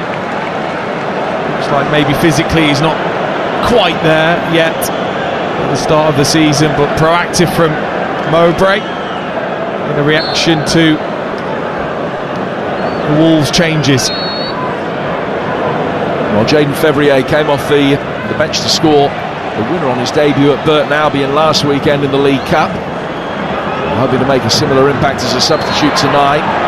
Side have given a free kick away that Wolves will spot up about 10 yards outside their own penalty area. Chachua, who's dropped into Trippier's position, just leaving it for Mosquera. Mosquera's gone back for Bentley. Wolves work it out towards the left-hand touchline, and then it's back into the heart of the defence for Mosquera again. Here's Doyle. First contribution from him. Fair Lopez now playing a high and wide on the right-hand side for Wolves. We've got it with Andre. Worked into the edge of the penalty area here for Doyle. Fair Lopez, first time ball clipped in. He's just trying to feather a little lob cross towards the far post, but he got it all wrong. Slightly too much on it. Nice shape on the cross, but too much pace. And it's gone straight out of play for a goal kick to Blackburn Rovers, and they're only just over 20 minutes away from a famous win here. It would be. I don't think many people will have given them a chance in this opening game. Tony Mowbray has shown that he can have a team that maybe hasn't got as much quality, but they've still shown what they've got. They haven't just sat there. I think I've been so impressed with that mentality that they've had. Aitchison back to his goalkeeper, off his thigh. He was hoping that the bounce of the ball was going to be kind to set up a little bit more so he could head it back to his keeper. He couldn't. The goalkeeper then slices the clearance away, obviously couldn't pick it up. And Wolves take a throw quickly. It's forcing Blackburn back again. So 20 to go here on a beautiful, slightly more mild Black Country evening. Wolves 1, Blackburn Rovers 2. All played out to the Wolves' left-hand side. Manetzi, score of the first goal of the evening. Blackburn equalised 10 minutes later through McLaughlin. Yes, Rovers fans, I promise you, McLaughlin scored. And then 4 minutes into the second half, Andre Gudjonsson has made it 2-1 to Blackburn. Here's Fair Lopez. Pick of the Wolves players, gets it forward. Jimenez with a little layoff, but Lopez was brought down as he prepared to receive the return ball, and Wolves have a free kick in a really good position. Trippier would have fancied this when he still been on the field, but there is no shortage of Wolves players standing over it who might try their luck. Fair Lopez with his left potentially, maybe Raul Jimenez with his right. Yeah, just quick thinking, great awareness from Fair Lopez there. Ball onto his back foot, instant little dab with it outside of his left foot away from Ohashi to draw the foul. It is Jimenez and Fair Lopez that stand over this. So Tota's got 4 in his wall. Fair Lopez shuffles towards it, leaves it for Jimenez, who strikes it straight into the midriff of one of the Blackburn quartet. Did their job very well. They clear the ball out towards Bentley. Bentley taking his time and then slamming it forward towards the edge of the box. Jimenez rolling his man, getting down towards the corner flag. Has it again, pulled it back. Doyle with time to take a touch. And a second. But his third was a poor one, leaning back. He's put it 20 rows back in the stand. Yeah, found brilliantly by Jimenez. It's that first touch, so poor. Tommy Doyle, usually so technically assured in his play, just with an awful touch up towards his armpit almost. Had to wait for it to drop and then made a a real mess of the volley as he had to rush the attempt. Well, it is a night where we've seen a 201 game goal drought come to an end. Doyle hoping to end a 64 match run without a goal. Here's Mosquera. Play to his left hand side for Toddy. 18 minutes to go here at Wolves, who trail by 2 goals to 1. A result that will be music to the ears of the likes of Burnley and West Ham, who meet Sunday afternoon, 4 o'clock. That's on TalkSport 2 in a belting opening weekend game. 2 other sides that have been relegated from the Premier League down to the Championship. That's on TalkSport 2 because Sunday also sees the Community Shield, Arsenal against Manchester City. A 3 o'clock kickoff in Cardiff. That is live here on TalkSport. Don't forget, this time next week, Premier League season starts. It's Arsenal Coventry. 7 o'clock build up for an 8 o'clock kickoff live from the Emirates with Adrian Durham, Alan Pardew amongst the team. Lopez lays the ball back to Mosquera. Mosquera taking a touch down towards Chachua, in towards Fair Lopez, trying to draw the challenge of Ahashi and get it away from him. He's found Adam Armstrong. Adam Armstrong inside the Blackburn penalty area. All he could do was just plant a hit and hope cross in towards the edge of the 6-yard box. It was well defended and put out for a Wolves throw 10 yards from the corner flag. Yeah, we've not seen the best of Adam Armstrong. He's not really been able to get into the game. He always shows great willing in his running. Mosquera to launch a long throw inside the penalty area. A real loopy one in towards the near post. Aitchison has headed it away. Comes down towards halfway. Chachua, his round shoulder bustling style, playing it forward. Good run from the substitute off the ball, but Doyle couldn't find him. Morsey sorted that, puts it out of play for another throw that will be taken by Wolves. It's past the midway stage of the half. Nice ball from Jimenez. Chachua with the cross, well defended there, appealing for handball. It wasn't, it was really well blocked by the legs of McLaughlin. Goes out of play for a corner. He's saying it should be a throw, but a corner has been given on the Wolves' right-hand side as they look for an equaliser. Well, he is going to be a real handful if he starts games to show up. He's that quick in this division. He's going to race past players. Really great defending, wasn't it, from McLaughlin? Might have been right about it going out of play for a throw. In comes the corner, and he's got his head to it to be able to knock it away. Now Ahashi chasing. Doyle putting the challenge in, but Maurice Ruiz passed it, and he's got Fevrier making a run ahead of him. Bentley came out, then went back, and Chachua using that supreme pace to great defensive effect that time. Just dropped in down by his own corner flag to be able to deal with the threat and stop Jaden Fevrier having an opportunity. Blackburn have it again, but much deeper, given away this time by Aitchison. Rare mistake from him. And then they got it straight back as Andre lost possession as he passed it straight to Sam Morsey. There's Marista. Good Johnson with a clever turn. Andre is in there, but Ahashi can bring it away. Andre trying to get back goal side, flicks it back, in fact off the Blackburn Rovers player for a goal kick to Wolves. But listen, they've only got 15 minutes to go and they need to turn this around. Yeah, also it's no surprise Morsey's just calmed that midfield area since Forshaw's gone off. We haven't said much about him, just his positioning, his organisation vocally, just making sure players are in their positions. They're not creating a lot, Wolves, are they? They're having the territory, the possession, without really creating particularly any chances.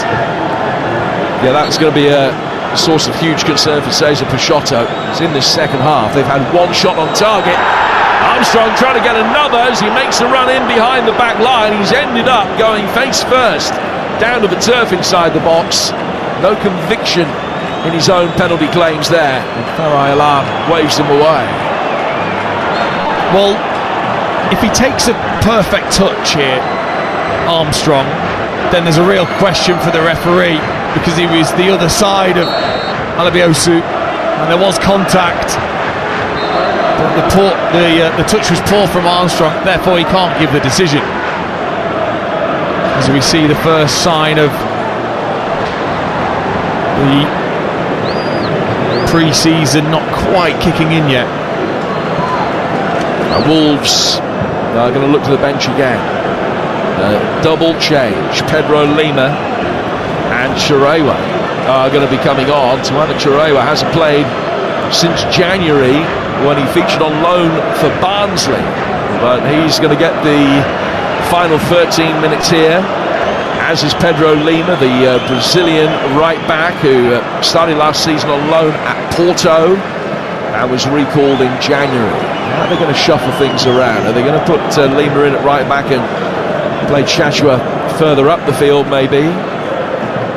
Andrew Kitchen's the man with the answers. The fourth official is going to stick the numbers board up in a moment.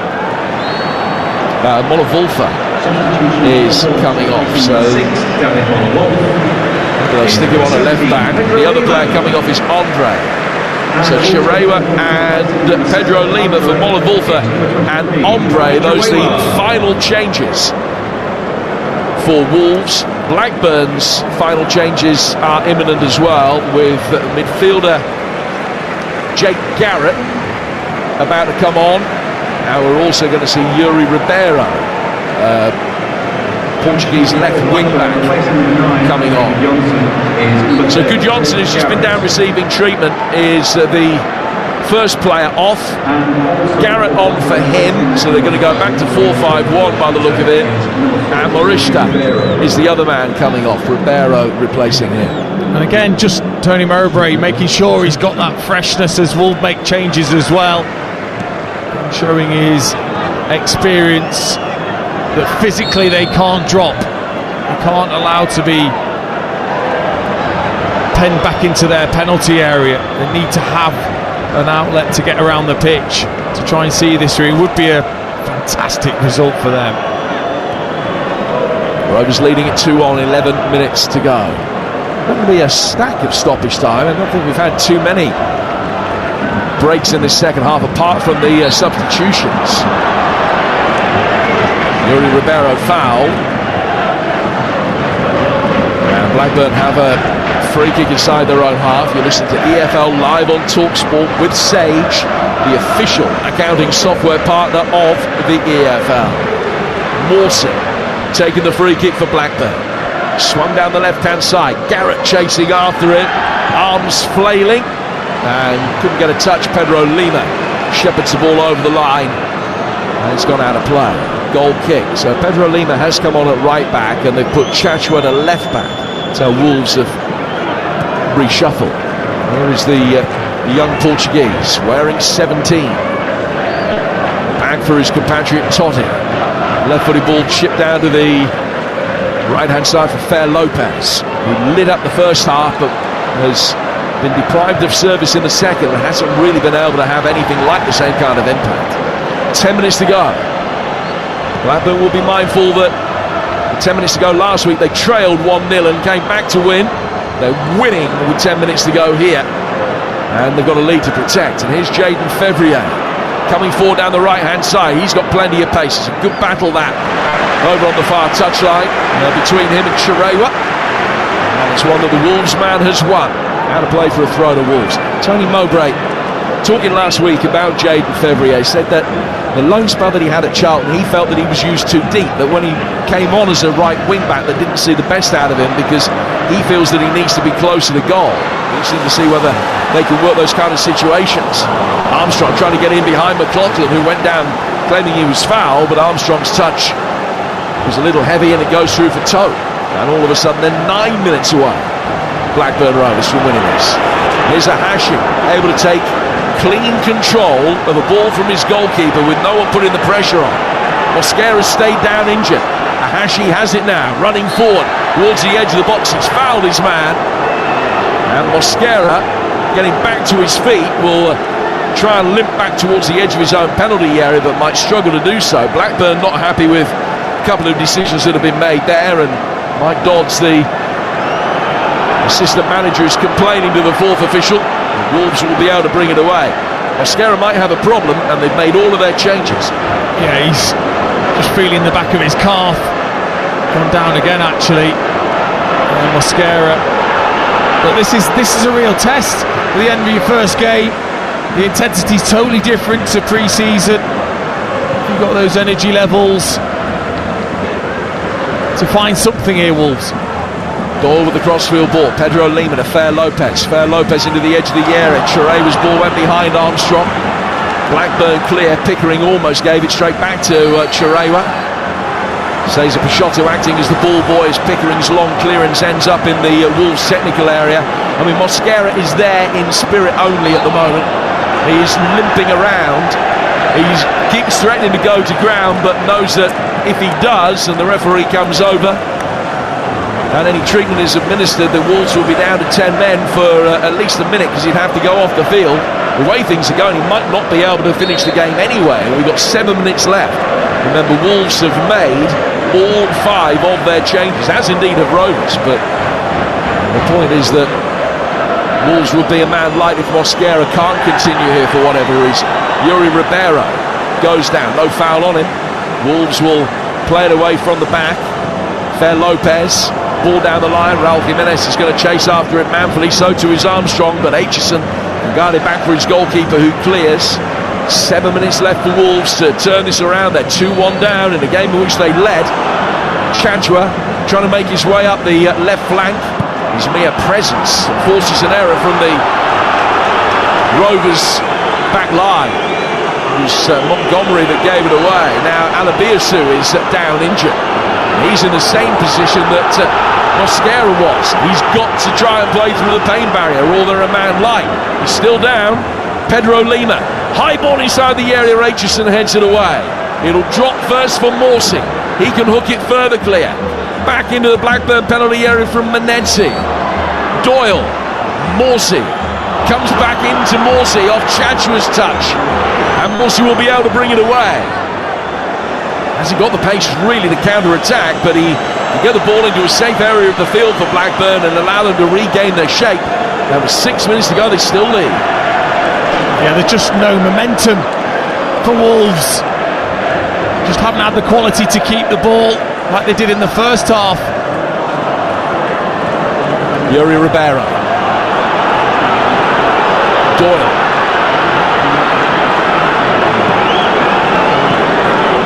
Pedro Lima on the Wolves' right. 5.5 to go. Long ball sent forward. Armstrong going up for it. McLaughlin always going to be able to beat him in the air, and does so, guiding it forward towards Morsey. He's in his own half of the centre circle as he plays a pass out to Fevrier. Fevrier taking the ball to Chadwa, no great pace, now turns inside, tries to go up through the gears. He sends him a dummy one way, then the other, and then hits a left-footed shot. It was really well played by Jaden Fevrier, and it's cannoned off Menezzi and goes out of play for a corner in front of the jubilant travelling Blackburn supporters. Yeah, he's looked really sharp since coming on. Fevrier clearly confident after his goal in the Carabao Cup. Just checked a couple of times away from Chichoa, who's got the pace to stay with him, but still got a shot away that was blocked. More of this the better though for Blackburn, keeping it up that end of the pitch, maybe even getting a third.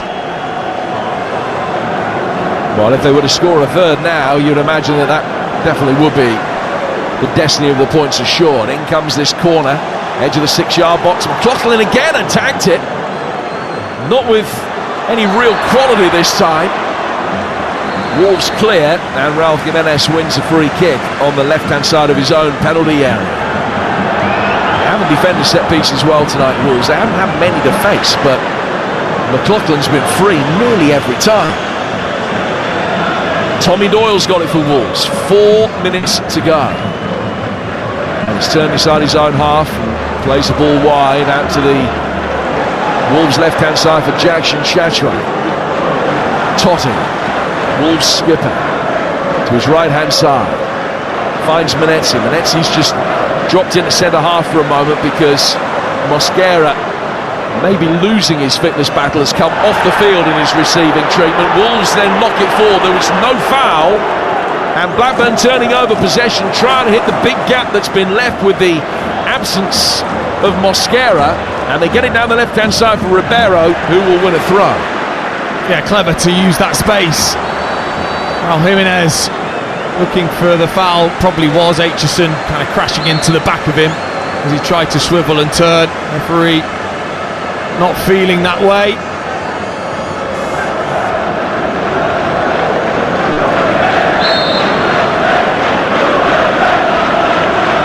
Pickering taking the throw. Ball headed forward. Lopez and then Doyle, both able to clear. Jimenez making life difficult for Aitchison inside the centre circle, but Aitchison won it. And then the Mexican very cleverly used his body, made Aitchison mistime his jump. Blackburn still able to get it forward, and it might get a Hashi in here. Foul was it by Toddy on the edge of the area. Referee says no. And the ball is in the hands of Bentley. I have to agree. It's not enough just to step across the defender when they're both running and he's running back towards the goal. It's not. You can't own that space just because you're there. I think he goes down once he feels. He cuts across, feels a little push, and down he goes. Brilliant refereeing for me, that. Well, Farai Halam is the man in the middle tonight. One of the most highly regarded officials outside of the Premier League, or outside of the Premier League on a regular basis. Officiated this well tonight. Mosquera's back on the field, still limping, not at all happy, but he's doing his best. He's taking a throw. It's found Totti. They play straight back to Mosquera. That's not in the script. Bearing in mind he's hobbling around, he doesn't need the ball. Here's Totti. 90 seconds of the 90 minutes to go. And maybe 5 to be added, maybe? At the most, I would think. Blackburn's seen the finish line. Fair Lopez. Raul Jimenez. Menezzi is in there. Challenge on him. More penalty appeals. Referee comes across, waves them away to Wolves' throw down by the corner flag. Most of the penalty appeals came from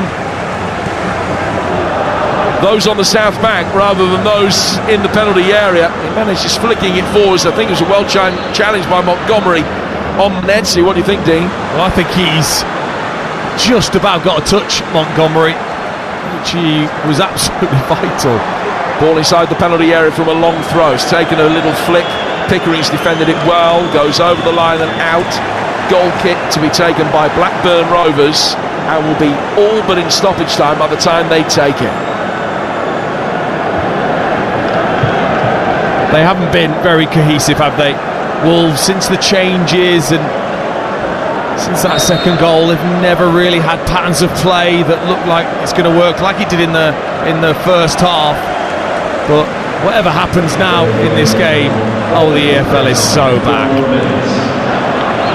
4 minutes of stoppage time, and Blackburn lead 2-1. Looking for a third. Ball inside the penalty area, can't find Romero. Bentley's got it. Crowd urging him to get it upfield as quickly as he can. He's given Jimenez something to attack. McLaughlin got there first. Flicked on towards Armstrong. Aitchison trying to deal with the seconds. And he's flicked it into Armstrong and out of play for a Blackburn Rovers throw. He has been outstanding. Yeah, they've got better actually as the game goes on. Aitchison in particular, but also Blackburn alongside him. Both Armstrong and Jimenez up there have been calm, but they've also been aggressive. Doyle losing out to Garrett in the midfield. Blackburn bringing it away, getting it out of harm's way. A hashing, long diagonal. Garrett's going to chase after it, and he's going to keep it in as well now by the corner flag. And then he takes the ball to the corner quadrant, and then plays a good intelligent ball back for Sam Morsey. Morsey retaining possession well, getting it away from Fair Lopez. There's a calmness about Blackburn with the way that they're defending this lead. Wolves far from panic-stricken, but those in the crowd are. Charewa gets it forward. Here's Chachwa. 2.5 minutes of stoppage time to go. Wolves trailing 2-1. Chachwa's ball inside the area. Did that hit an arm? Looked like it. Penalty given. And an opportunity from the spot in the 3rd minute of added time for Wolves to snatch an equaliser. Danny Mowbray is furious. I don't think he can believe that his defender has done it. An opportunity to flash a left-footed cross inside the box. Is it in the penalty area? It's close. Alabiosu is the defender involved, but his right arm is away from his body. Some would say that's still a natural position, but a penalty has been given against him, and Raul Jimenez has the opportunity from the spot to make it 2-2. Well, the big question is, was he in the area? I think he lands in the area, but his arm is out and the cross comes from a distance. The referee, I think, makes the right decision on what he sees in terms of the contact with the arm. This guy's not bad at penalties, by the way. Scored one for Mexico against England in the World Cup. Now for Wolves against Blackburn in front of the South Bank.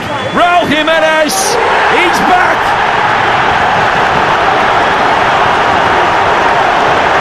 The familiar stuttering run-up.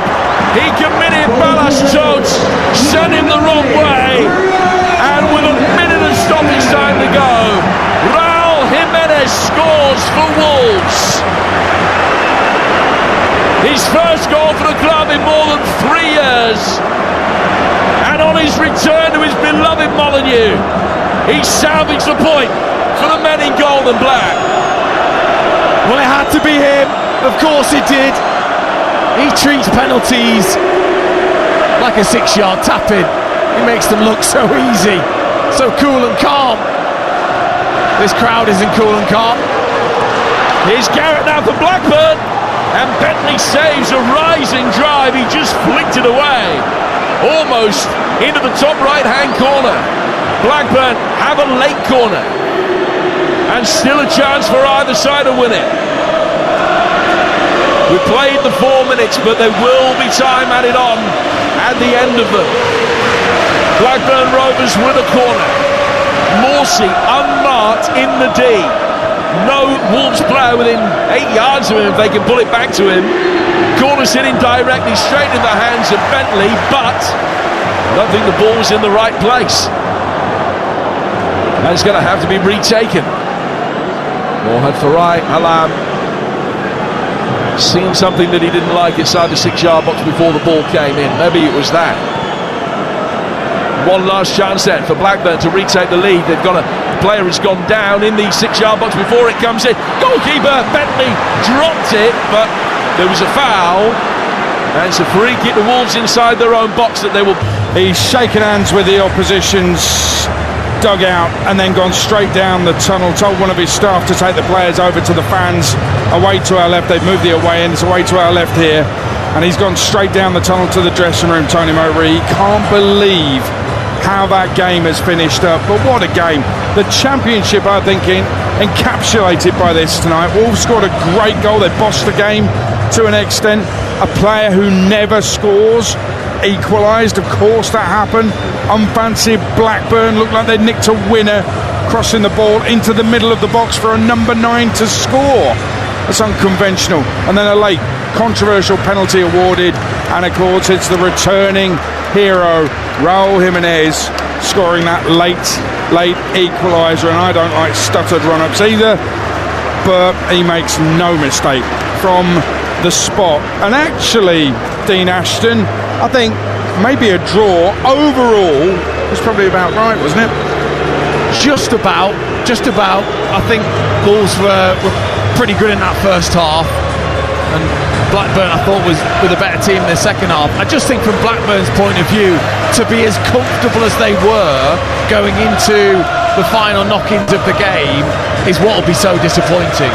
Fair enough if Wolves had been putting them under severe pressure and you've eventually caved with a poor bit of defending from their fullback. It wasn't. It's just a silly mistake, a lack of concentration.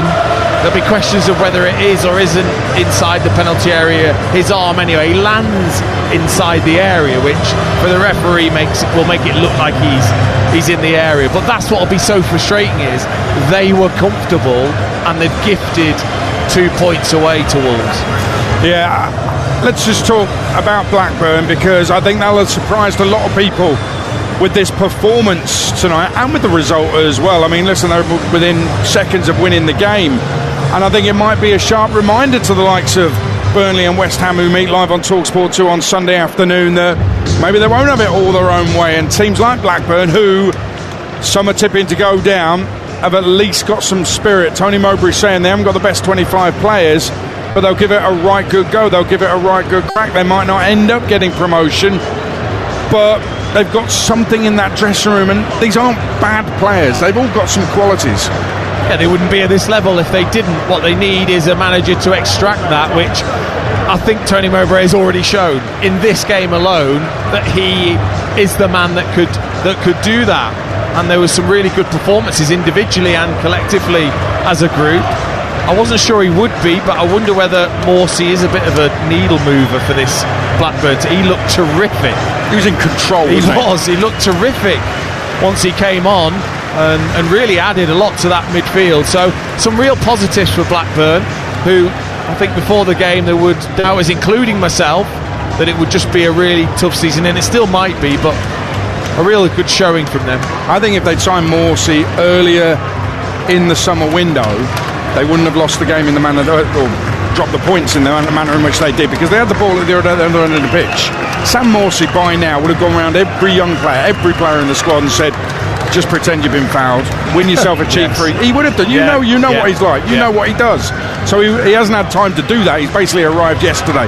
But you could see the impact he might have, whether it's keeping Blackburn up, getting them into the top 8 for a playoff place. Who knows what could happen, but they showed up well tonight. What about Wolves? There's a lot to be positive about, because there were some really good performances, but there's a little bit of work to do. Yeah, it felt as if they weren't maybe quite as ready to play 90 minutes at that level. You know, obviously Jimenez has come back from the World Cup. You'd want him to start games, of course you would. Mane, he fizzled out, should I say. Same for Fer Lopez, he fizzled a bit, and that was the issue. When they really needed to try and push on and put the pressure on, they just didn't have the energy, and then they brought players on and the cohesion wasn't quite there. I think it's quite big for them actually to get that point, what it could do, and just ease a tiny bit of pressure with it being a point, and they can now sort of move on. I'm not too worried. I think I've seen enough already in that first half that if they start to get things going, that they're a terrific side. Yeah, and I mean the dramatic finale to the game, it had to be Raul Jimenez, who many thought should have been starting tonight, and Adam Armstrong didn't really make a case to say it was the right decision. Raul Jimenez comes on, and all right, it's a penalty, but we said the script was written beforehand. Yeah, and he'd already shown a couple of moments, just that experience of backing in and being useful as that target man up front. I'm the same, mate. The stutter run up I'm not a big fan of, but I'm just not a big fan of it when people aren't specialists. He's a specialist at it. That's what he does. He's clearly worked on it. He's honed that skill, and he doesn't miss. Same with Ivan Toney. But everybody's doing it, and they're not specialists at it because it's a trend. That was really important. Again, that he scored that goal for them, and he's going to be an important player for them. He's just leaving the field now, going down the tunnel, makes a heart shape with his hands to the fans who've stayed behind to applaud him, as he was the last to leave the field, the man who rescued a point. Dean Ashton, Jim Proudfoot, thank you very much. During the Sports Bar Weekender, you'll hear reaction from Molineux as the Championship got underway. I think Rob Edwards will actually be a little bit gutted with how that game finished tonight, but what about the Championship? Blackburn kept the Wolves at bay until drama right at the end, when a man who scored at the World Cup came on to equalise for one of the promotion contenders. We had it live on TalkSport. EFL Live on TalkSport with Sage, official accounting